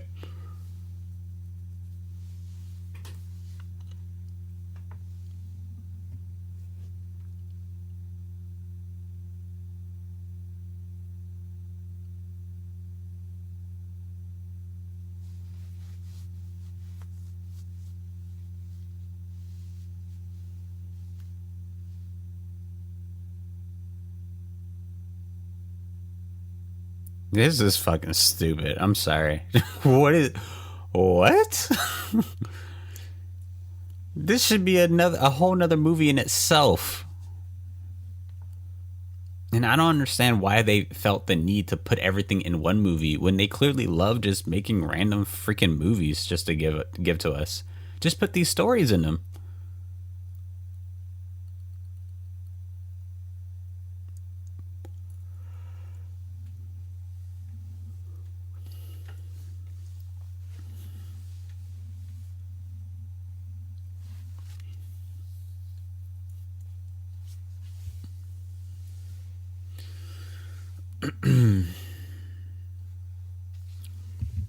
Why do I feel like this movie has so much longer to go? There's only 37 minutes left. I feel like, hey, you guys gotta, wrap this up. Excuse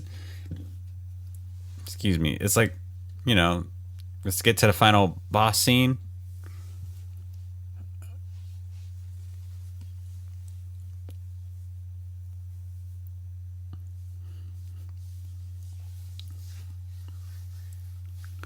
I have another review that I'm doing today. I have a guest. I'm gonna have a guest on the podcast. We're gonna be watching Alien Covenant, which it was his pick. Definitely not my pick. I don't watch anything scary related, which means that eventually maybe it would have made it to this podcast. But we'll see how that movie goes. I already know it's gonna be like disturbing.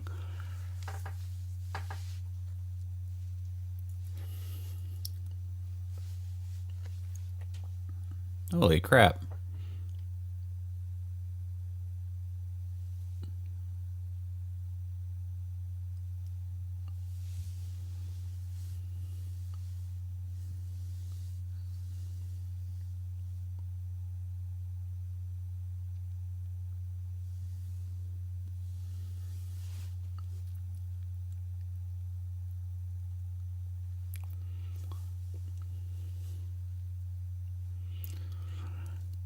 I'm sorry, but this antagonist is just really bad. It just seems like his motives were just so. I don't know. I feel like what drives him to hunt pirates down and kill pirates, I feel like that's justified a little bit, but at the same time, I feel like he met his character's arc right at the very end where he met Jack Sparrow for the first time. Like, yeah, dude, or even but way before then, because he's killed so many pirates that do you not feel satisfied? And if you don't feel satisfied, at least have the common dignity to to be consciously aware that hey, maybe killing pirates isn't what's gonna make you have a peace of mind about your family dying in a line of duty from pirates. Maybe it's not the pirates that that's bringing you so much turmoil. Maybe it's the laws that this country is built on that is forcing people to rebel and to become pirates that killed your family. You know, that would have been a way better movie, a way better motive for an antagonist or a story or whatever you want to call it.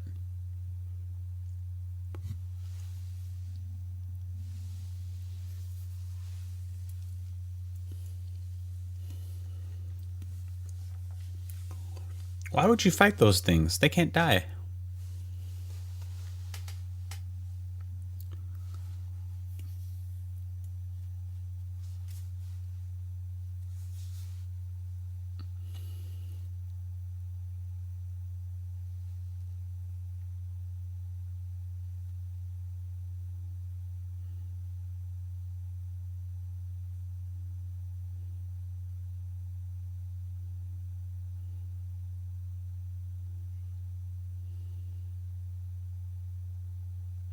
Dude, everything's coming alive in this freaking movie.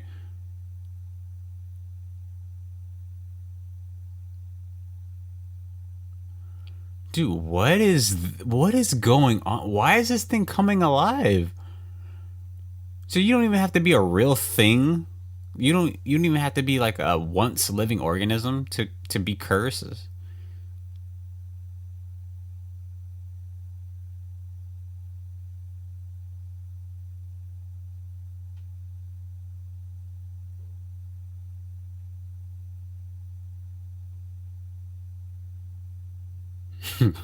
What?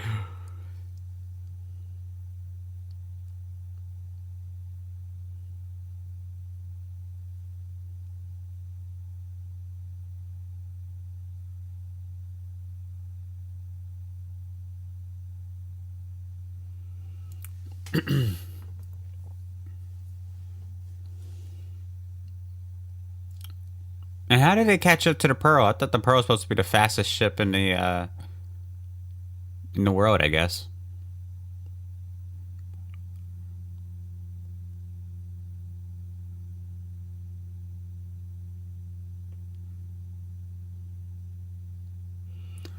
Bro, you guys are. I don't even know why you're fighting. They can't die.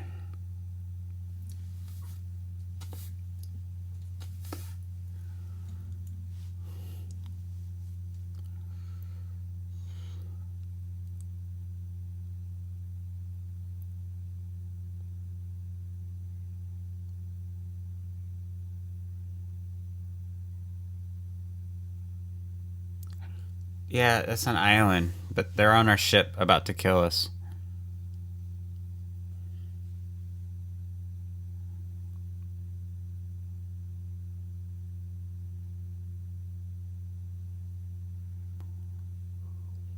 How did Jack see that?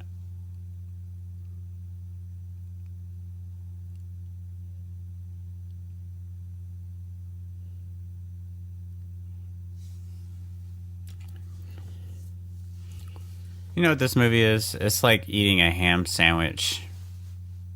Bread and ham. Nothing in between it. That's it.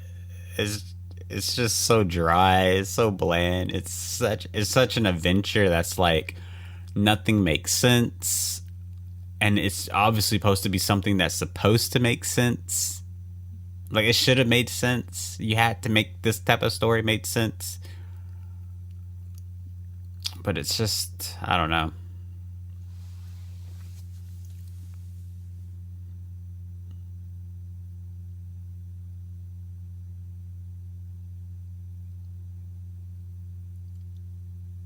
Who cares?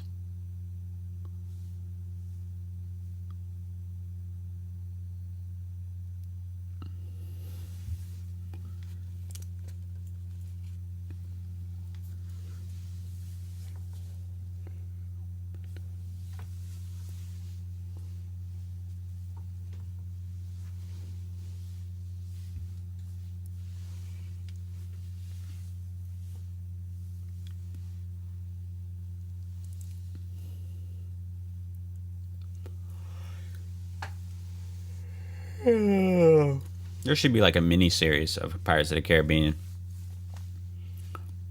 And this little black book that they keep referring to that has like all this astrology stuff on it about Poseidon's Triton, that should have been a movie in itself, like a spin-off movie. Maybe, have a few cameos once in a while, whatever. But just new characters, new writers, new directors on this project. And that's how you can revive this franchise. Because so far, the only thing that's holding this franchise together is Disney World. Disneyland.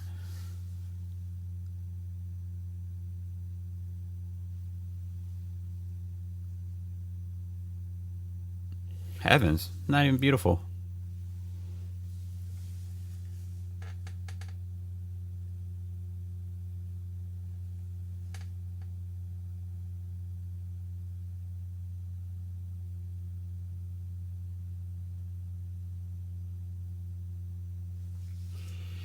That's insane. That's her that's her father. Who would have guessed? A horologist.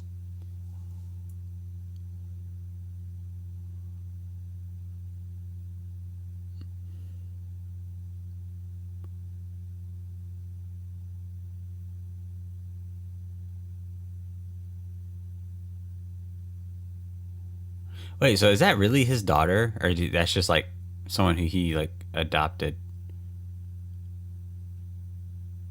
Oh, I guess that is. Oh my god. This is so fucking stupid.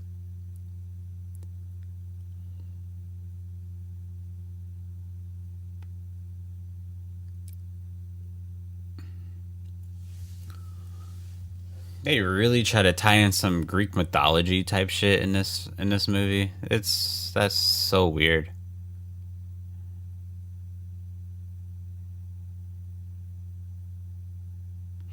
And then what about that redcoat guy who's like, I want the trident so the British Empire can rule the seas. He just died like it was nothing.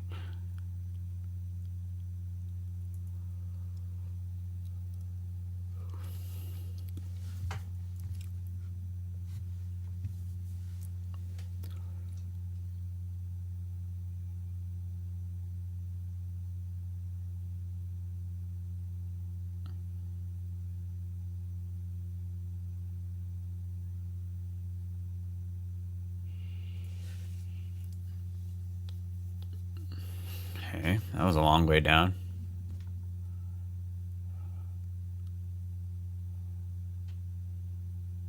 Dude, what is happening? Like, we know there's supposed to be like a little magic, just like a tad bit of witchcraft in this franchise, but this is like way too much. This is like, yeah, this is just insane.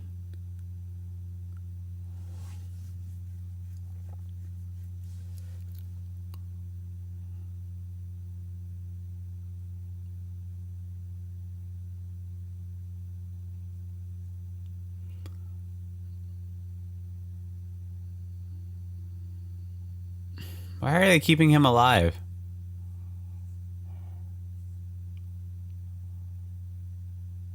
I still don't see the purpose of this whole movie. It's just to free Will Turner. Will is doing his part, so so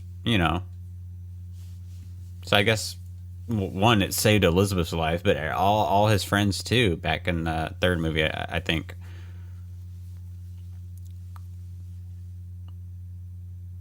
Why are you fighting him?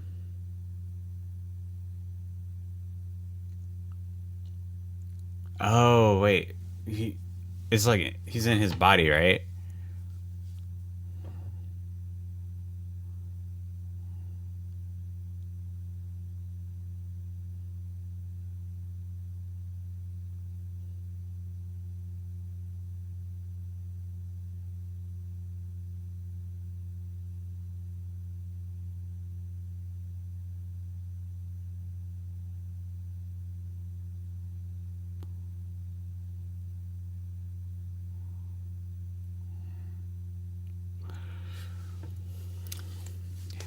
Yeah, this is just a bit much. I don't know how to even describe this movie. It's like too much, but at the same time, it's not enough.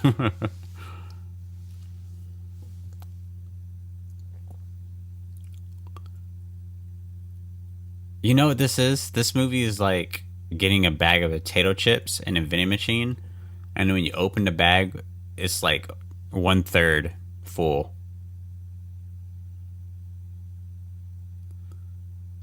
And you are like really looking forward to eat those potato chips.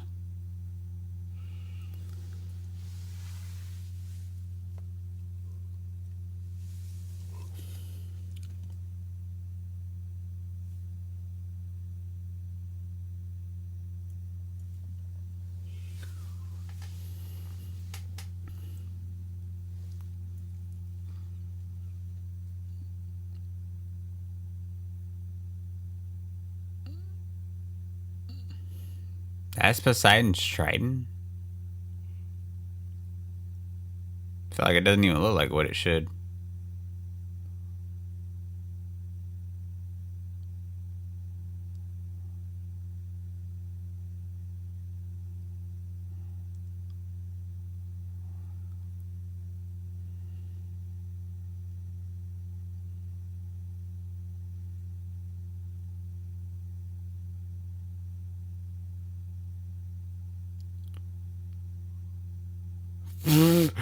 What is that? Dude, we are literally seeing Jack Sparrow in like a superhero battle right now. This is so weird. Who wrote this? Who said this was the thing to do?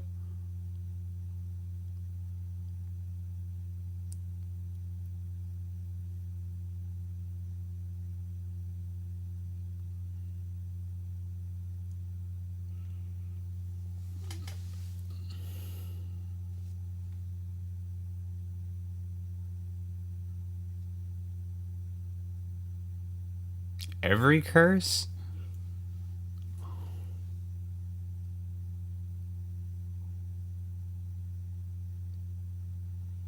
Jack Sparrow's about to make him look like a fool again.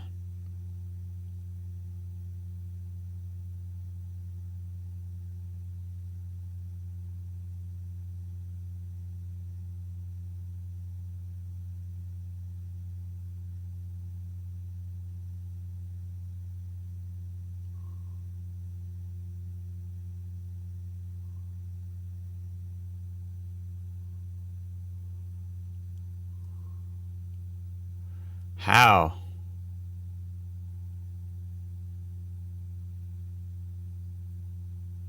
What? What? Ah. This incompetent fucking villain.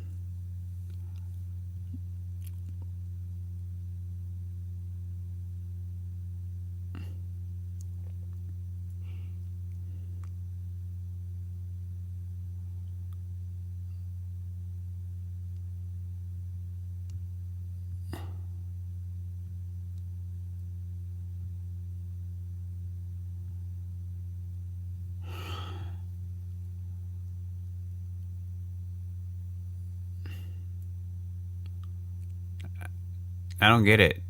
Do you still hate Sparrow now?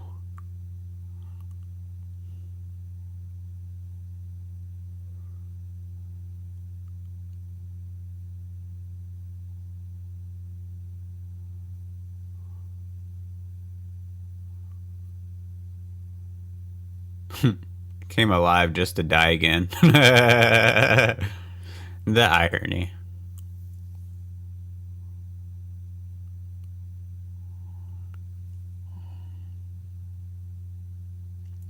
What the fuck?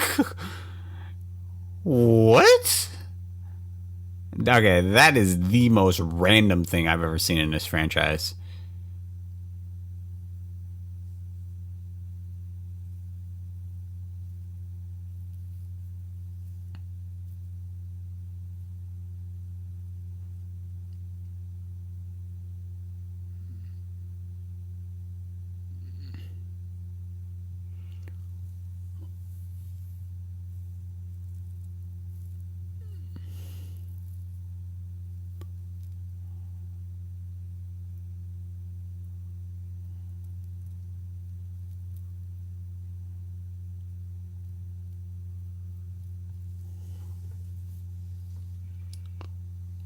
This is so...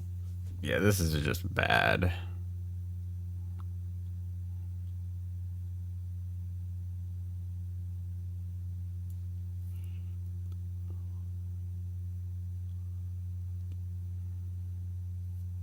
Yeah, and the captain's gonna leave his men. What a coward. That's the moral of the story. This movie is about cowardness.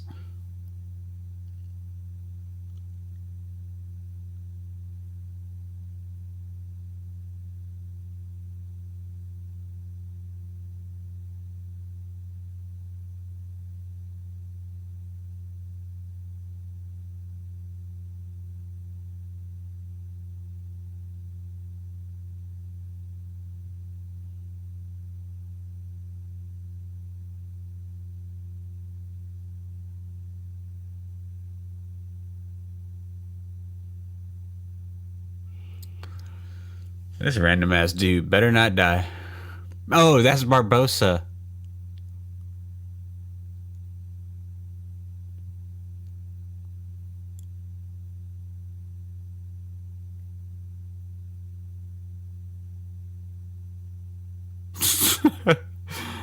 Oh my god.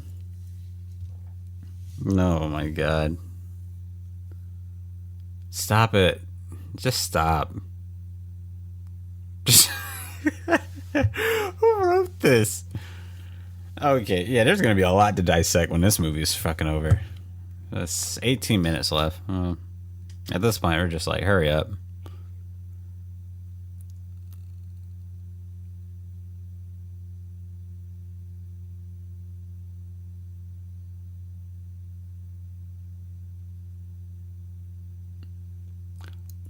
Wait, why did he let go?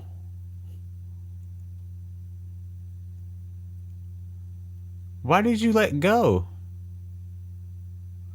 You didn't need to do that. Wait, he didn't need to do... Why did you do that?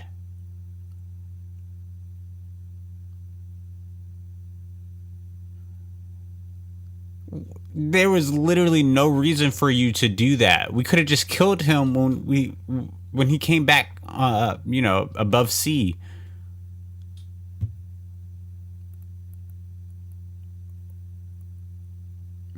What? What the fuck sense did that make? I mean, you couldn't tell me that it was him and his friend that was freaking laying heavy on the freaking anchor. Get out of here.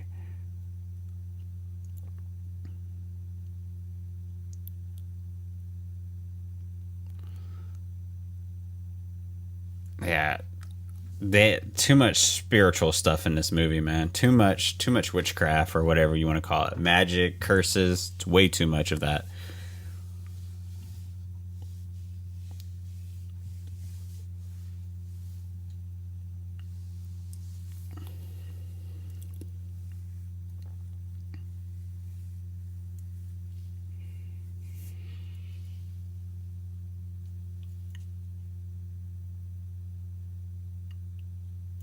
Why did he kill? Why did he let go? There was no reason for him to let go.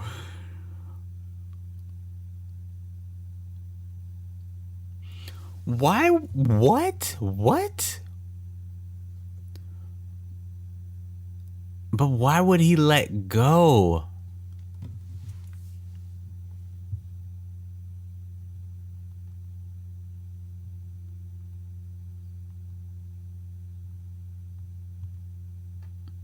That doesn't make any sense.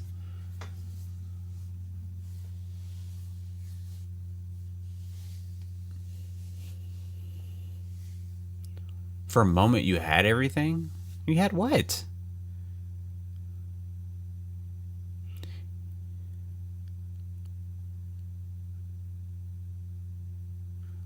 Sorry, but you didn't even know your father. He was a murderer. It's an ugly name for a woman.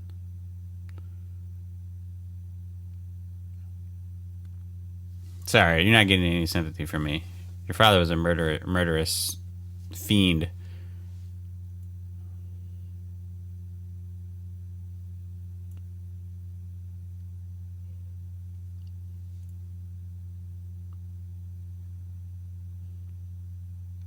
Okay, here it comes. Here it comes.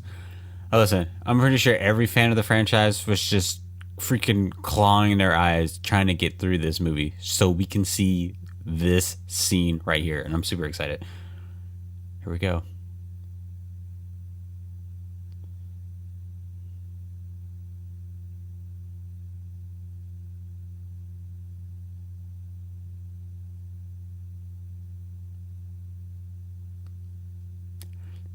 Next time, just ask.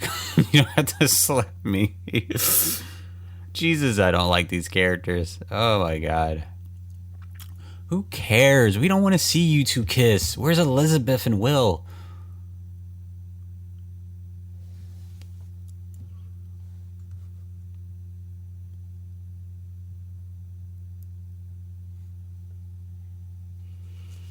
Come on.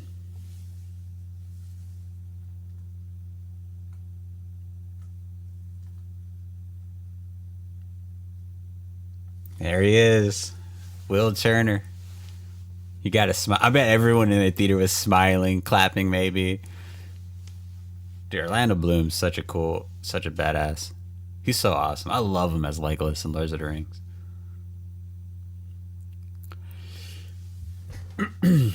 Also, how was Will not flabbergasted or like excited to see his son during the first moments of the movie, right? Because he's never seen him before, right?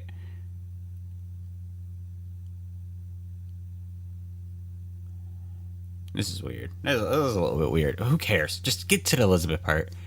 Will, Elizabeth is here. Get to her. With 2 sea turtles strapped to your boots. Real fans would know. Where is she? Here it is. Here it is. Here it is. Here it is. Wow. This is so random that she's just here. And I feel like she wouldn't be wearing that. I feel like she really wouldn't be wearing that. But whatever. I want this. I want this moment right now.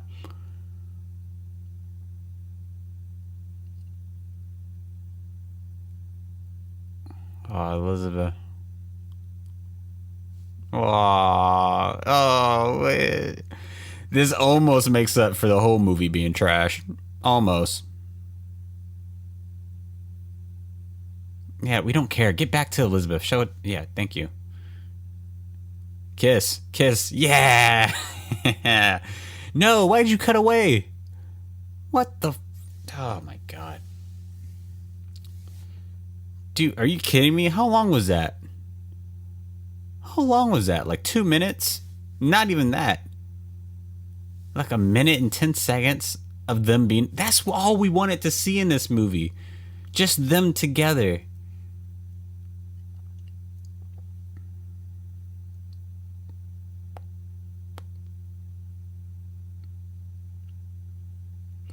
Why does it seem like Sparrow has never aged? None of these characters have aged.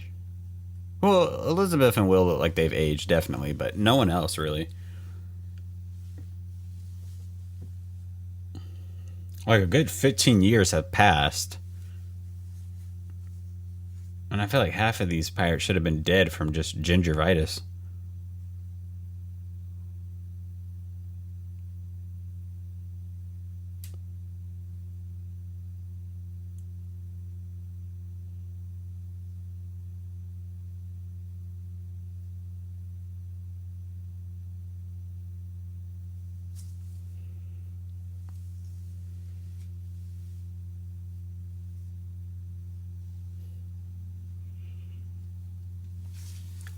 Yeah, I don't want to see another sequel with this. Just new characters, new plot. Let's just revamp this series, okay? Just revamp it. I want more Elizabeth. I want more Will. Okay, that's the movie. I guess that's the movie. Screenplay by Jeff Nastaston. I probably didn't pronounce his name right. Okay, so we have him to blame for this shit. Okay, whatever. I'm skipping the credits. I'm sorry, I have to skip because I know there's an end credit scene with Elizabeth and Will, and I need to see it. I need it. I need it. Oh, here we go. Here we go. Okay, I'm gonna start it in 3, 2, 1.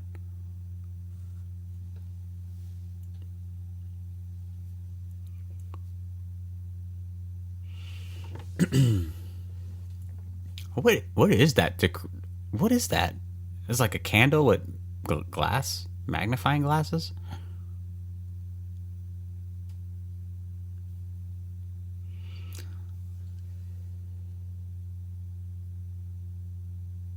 Oh no, stop it. It's like nothing good could ever happen to them. Who is this?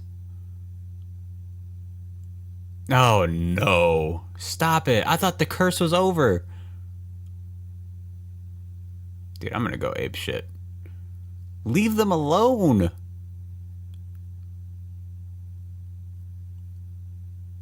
Oh. Wow. Yeah. PTSD is real, man. Yeah, it's real. I like that. I actually like that. Oh, and he holds her. Oh, yes. That's exactly what we wanted. Was that really Keira Knightley?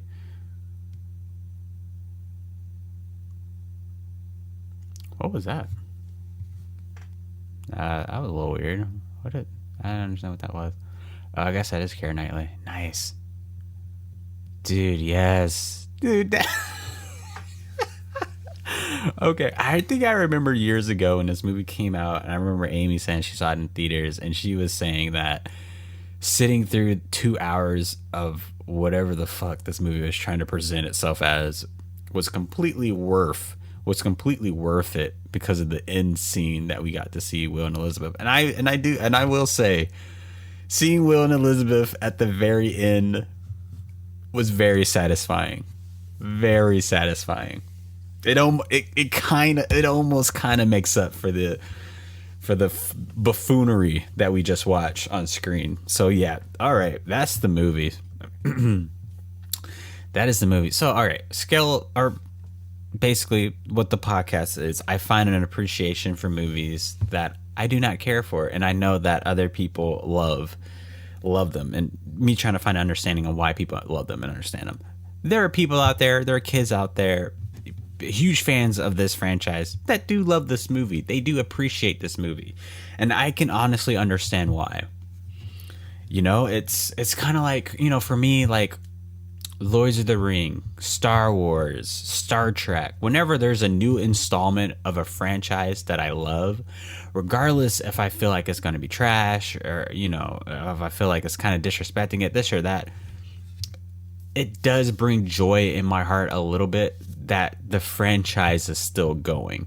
And even though I never wanted to see this movie, it does make me happy that when I was a kid watching the first Pirates of the Caribbean movie and like, oh, pirates are so cool, I want to be a pirate, and seeing that this movie keeps that dream alive for kids.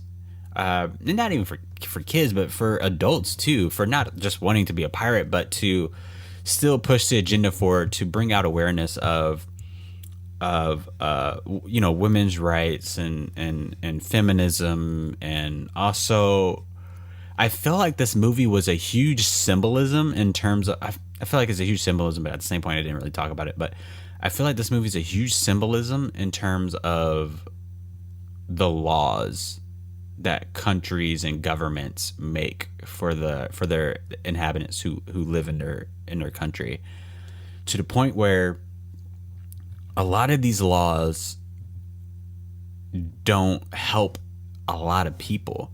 They make certain people suffer, minorities, all that good stuff. And because of those people suffering, they rebel against it. They feel like they're outcasts. They feel like they're not wanted. They feel like they're pirates.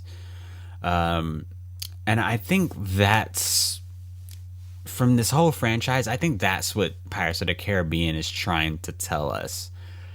It's not necessarily the whole pirates are bad, pirates steal, pirates do this, and redcoats are good guys. They follow the rules. They do this and that.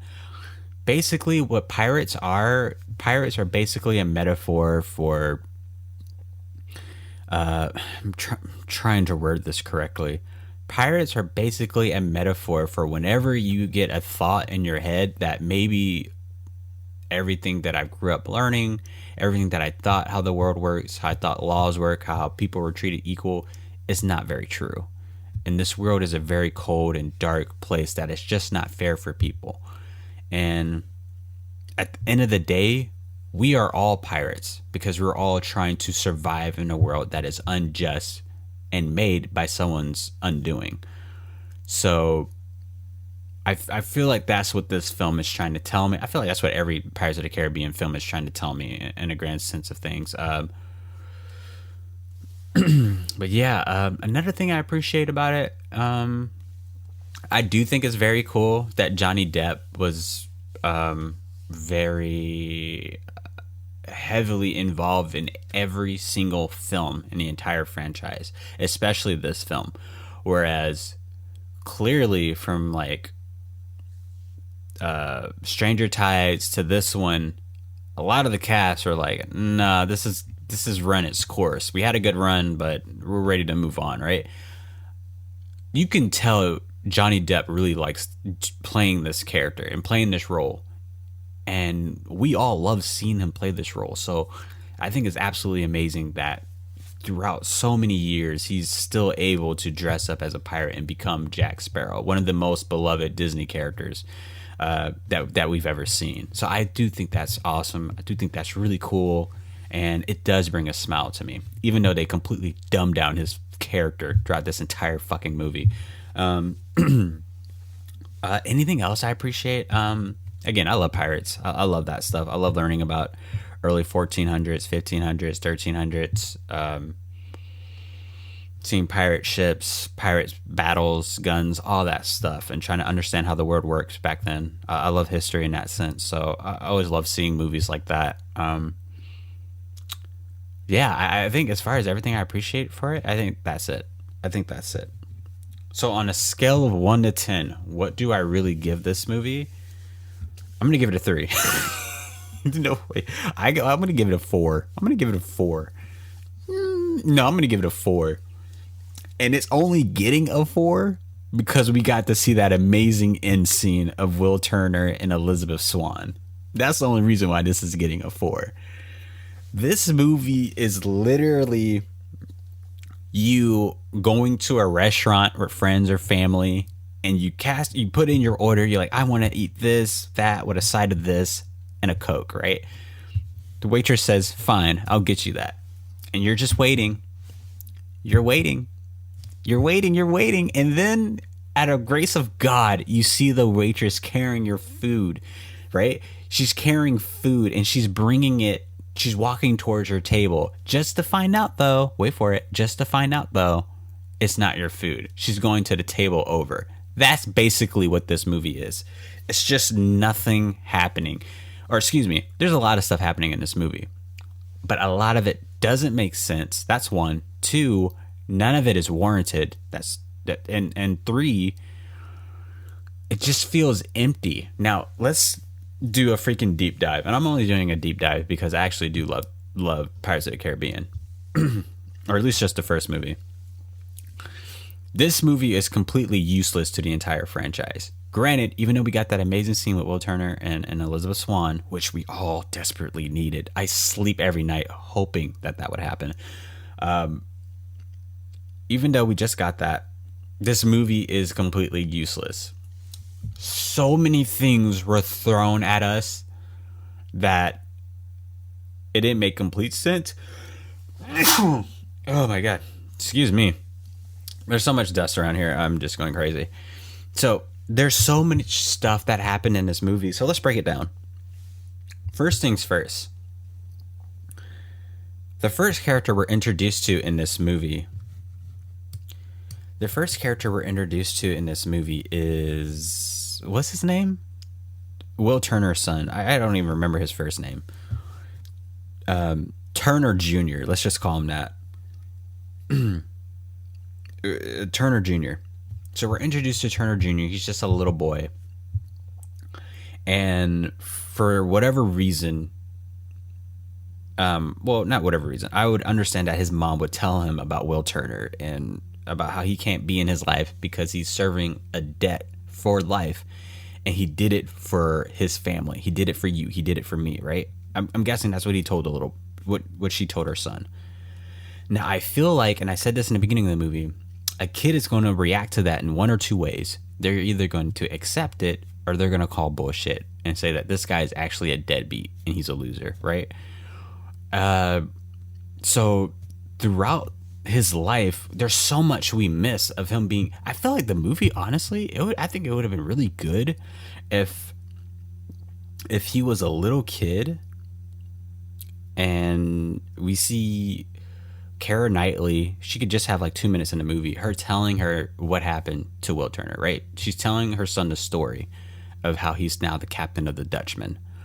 And we'll just see him trying to accept it, saying, oh, wow, my father's doing this. How cool. And then I think it would have been really cool if we saw the movie of him growing up, growing to a teenager to adulthood, and him trying to understand kind of the psychology of what people really think of pirates and what they really think about redcoats and their entire government in Port Royal. Or I don't know if they even still live in Port Royal, but and then him kind of, I don't know, maybe adapting the sense of belief that pirates are bad people and that his father is a deadbeat and a loser and all that stuff, even though that's not what his dad is. And I think it would have been really cool for him to maybe go on a self-discovery journey to figure out who his father really was. And he'll take a trip to maybe Port Royal. He'll see some people who maybe knew his father, and eventually maybe even running into Jack Sparrow to tell him stories. I think that would have made a better movie, personally.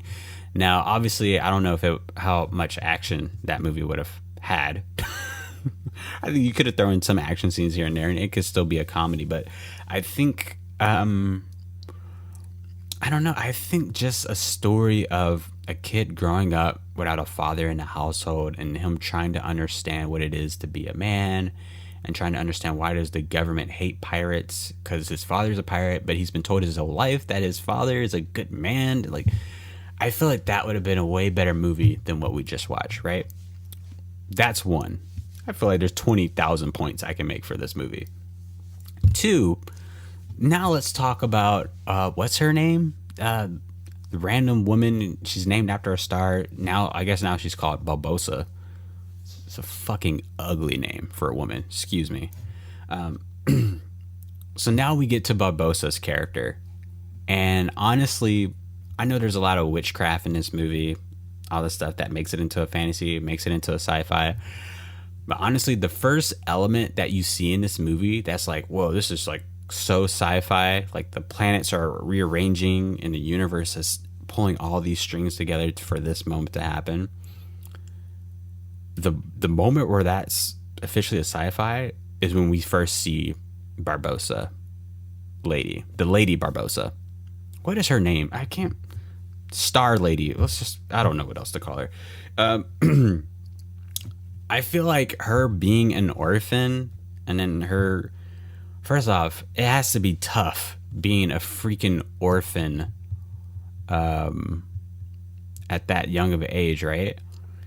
I mean, she was just a baby and she was an orphan. And if you're not adopted as a kid, as an orphan, and if you grow of age and you're still a teenager as an orphan, you're never going to get adopted. And that's the cold truth of the world, where people don't want to raise a teenager. They want to raise a child so they can grow and shape it to what they are. A teenager already has kind of their broad view of what the world is, in their small-minded view of what the world is. So with that said, if she's been an orphan her entire life, which means she's gone through most of her or pretty much all her life without having a family, I feel like that would have been very difficult for her to get an education. I feel like it would have been very difficult for her to master these skills that she says she masters, like astrology and horology or whatever. I just wasn't buying that. Now, granted, it's a movie, right? A movie with witches and all this stuff. Let's just pretend, right? Okay, that's cool. I'm pretending that she knows all this stuff, right? Now, at this point in time, this film has now showed us that she is a Mary Sue. She can practically just do anything she wants when she puts her mind to it. Now, I guess the only cool thing about the movie, like, I understand that they needed a strong female character and, try to keep that thing that Elizabeth Swan was so famous for just being like a strong feminist and just not taking shit from the boys and questioning the laws and ethics and why women are treated the way they are and why they don't have as many rights as men. I get that. I do want that in this movie. But why would you have all of that in one character? Literally one character, that it just makes that character such a unbelievable, unrealistic, undesirable symbol, right? It's just her character is just so in your face. Like, hey, I'm a woman. I'm educated. I'm this, I'm that, and I'm sexy. Fear me, right? I feel like that's what the movie was trying to do. And then what because that was already fire to it, right? That was fire, not good fire. What add fumes to that fire, in my opinion, is making every man around her seem very freaking dumb, seem very stupid. And I really, really didn't like it. I was like, okay, I'm willing to buy into you. You know all this stuff. You came through poverty, growing up without a family, all this stuff. I'm willing to believe that.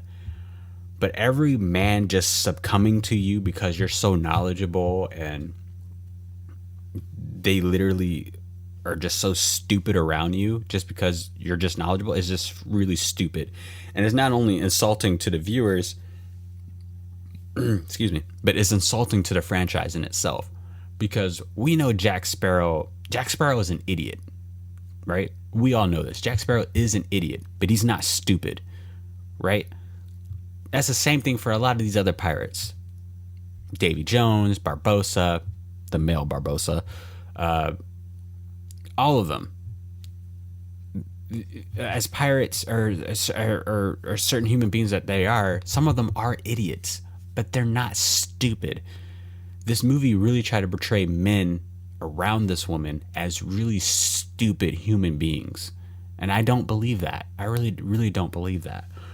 Because every human being, whatever, if you have a mental disability or if you maybe even didn't even go to much school or whatever, every human being has a certain level of intelligence that makes them unique to who they are. So them just trying to tell us that all men are stupid in this film, or just a select few men, which symbolize all men, are stupid, is really upsetting to me. And that really got to me. And it really brought her as a Mary Sue character, which she is my least favorite character, not only in this movie, but in this entire franchise. So that's the second point. Let's go to the third point. And I feel like there's so many points I can make with this movie, but I will completely just I'll try to hold all that. I will try not to talk your ears off. But the third point is Captain Jack Sparrow. If you listen to this entire podcast, I made the reference towards, and you're really going to understand this if you're a Star Wars fan, the original Star Trek trilogy. I said Star Trek, excuse me. The original Star Wars trilogy. Han Solo is basically, Jack Sparrow is basically the modern day Han Solo. Fun character. He's funny. He's sexy. He's witty. He's adventurous. He's brave. He's everything that you would want in a character that that you would love. From the first movie, from the second movie, it's all good. Now, Return of the Jedi for Han Solo is a reason why the actor Harrison Ford never wanted to be in Star Wars again. They completely dumbed down his character just to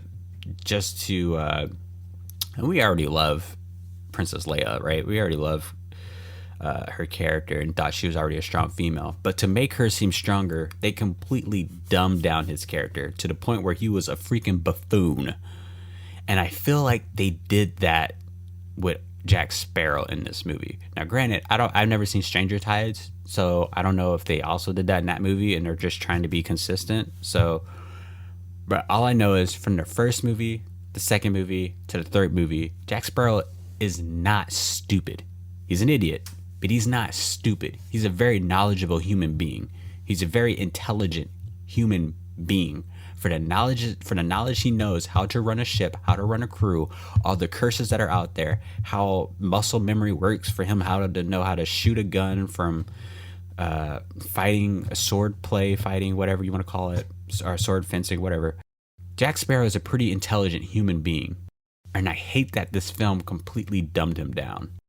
Again, and I guess this is a fan theory, or not necessarily a fan theory, but something I would just rather see than this movie. I'm surprised that, sure, Stranger Tides is a prequel, but if they really wanted to go that prequel route, they should have just made a Young Chronicles Jack Sparrow movie. Let's figure out who Jack Sparrow is. Or better yet, probably would have made this really cool, and maybe this could be an idea for Disney Plus.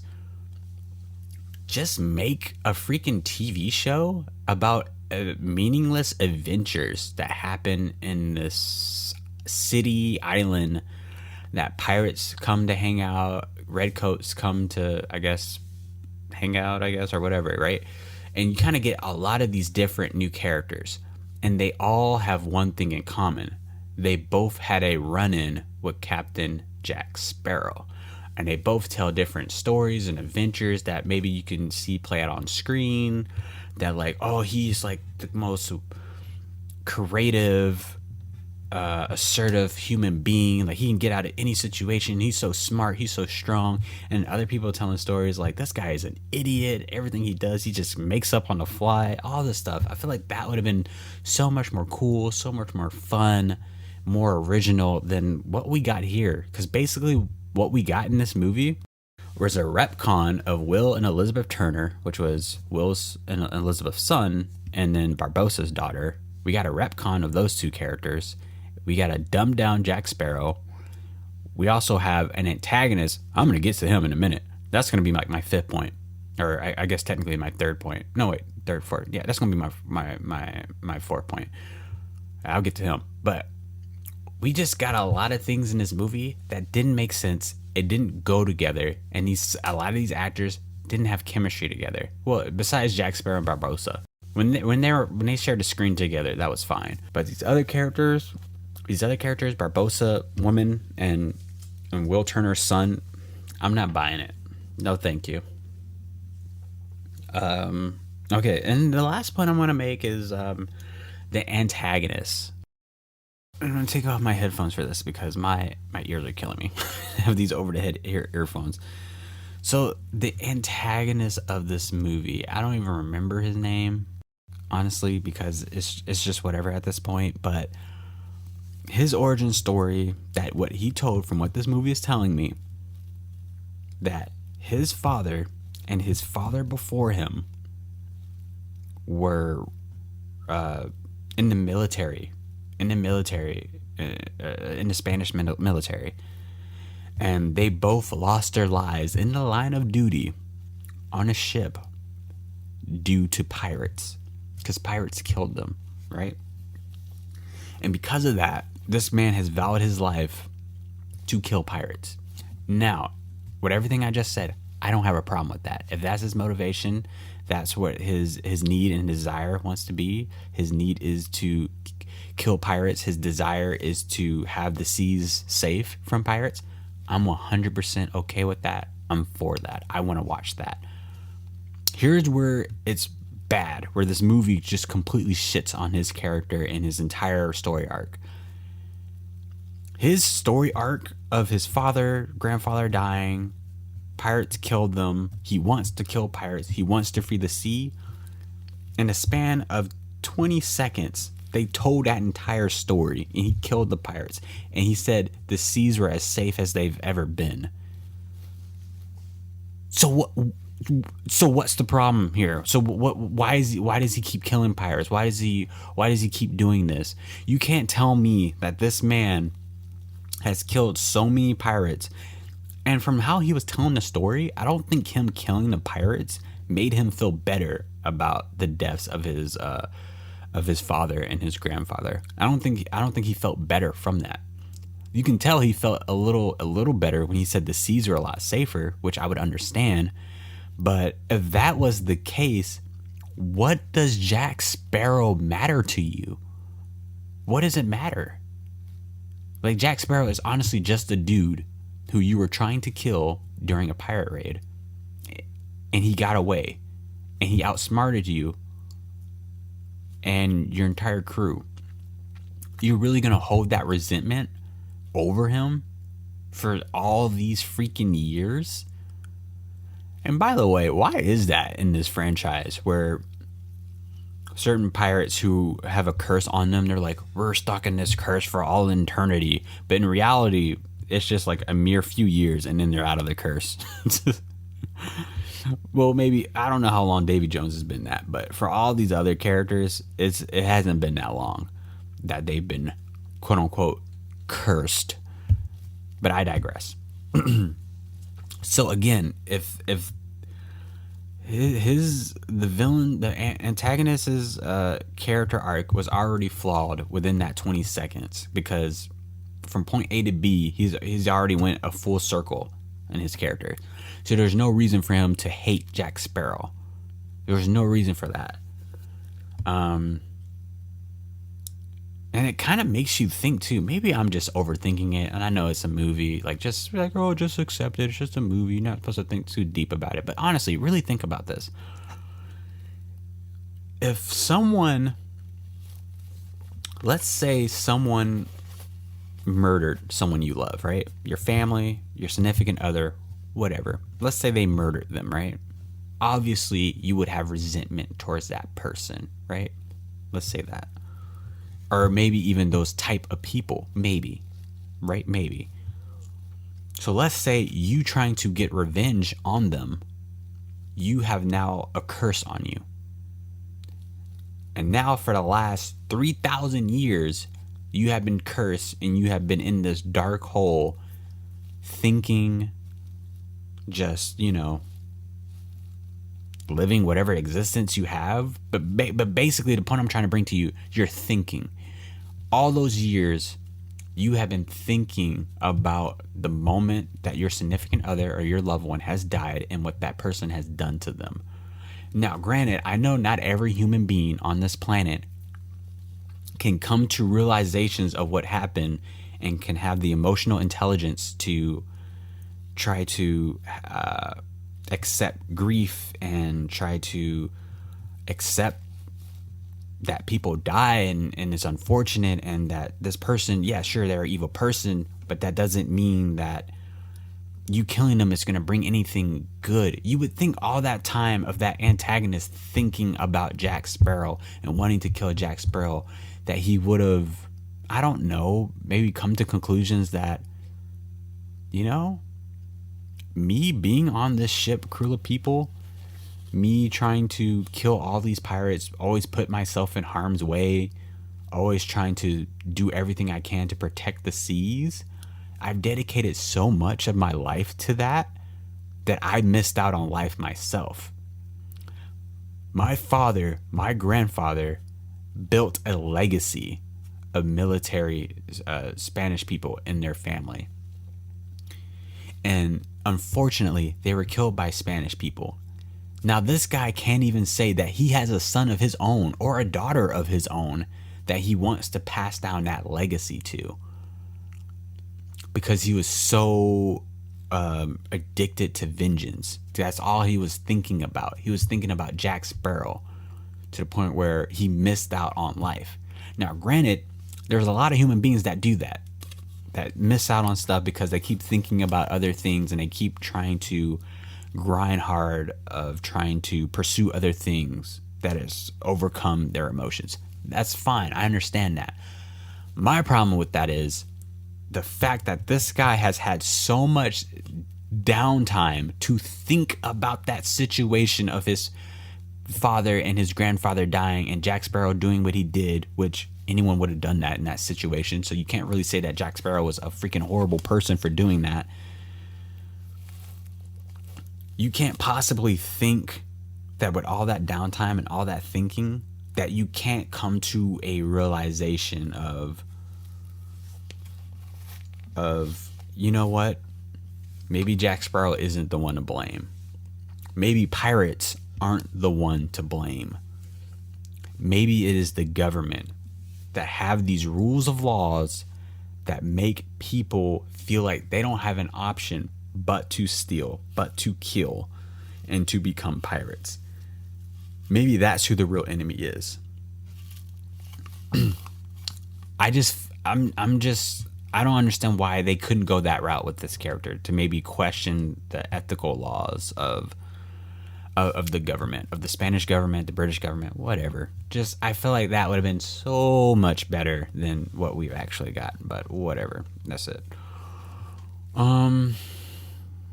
So yeah, that's Pirates of the Caribbean for you. I mean, there's nothing really much else I can say. I feel like my throat is giving out, my voice is giving out.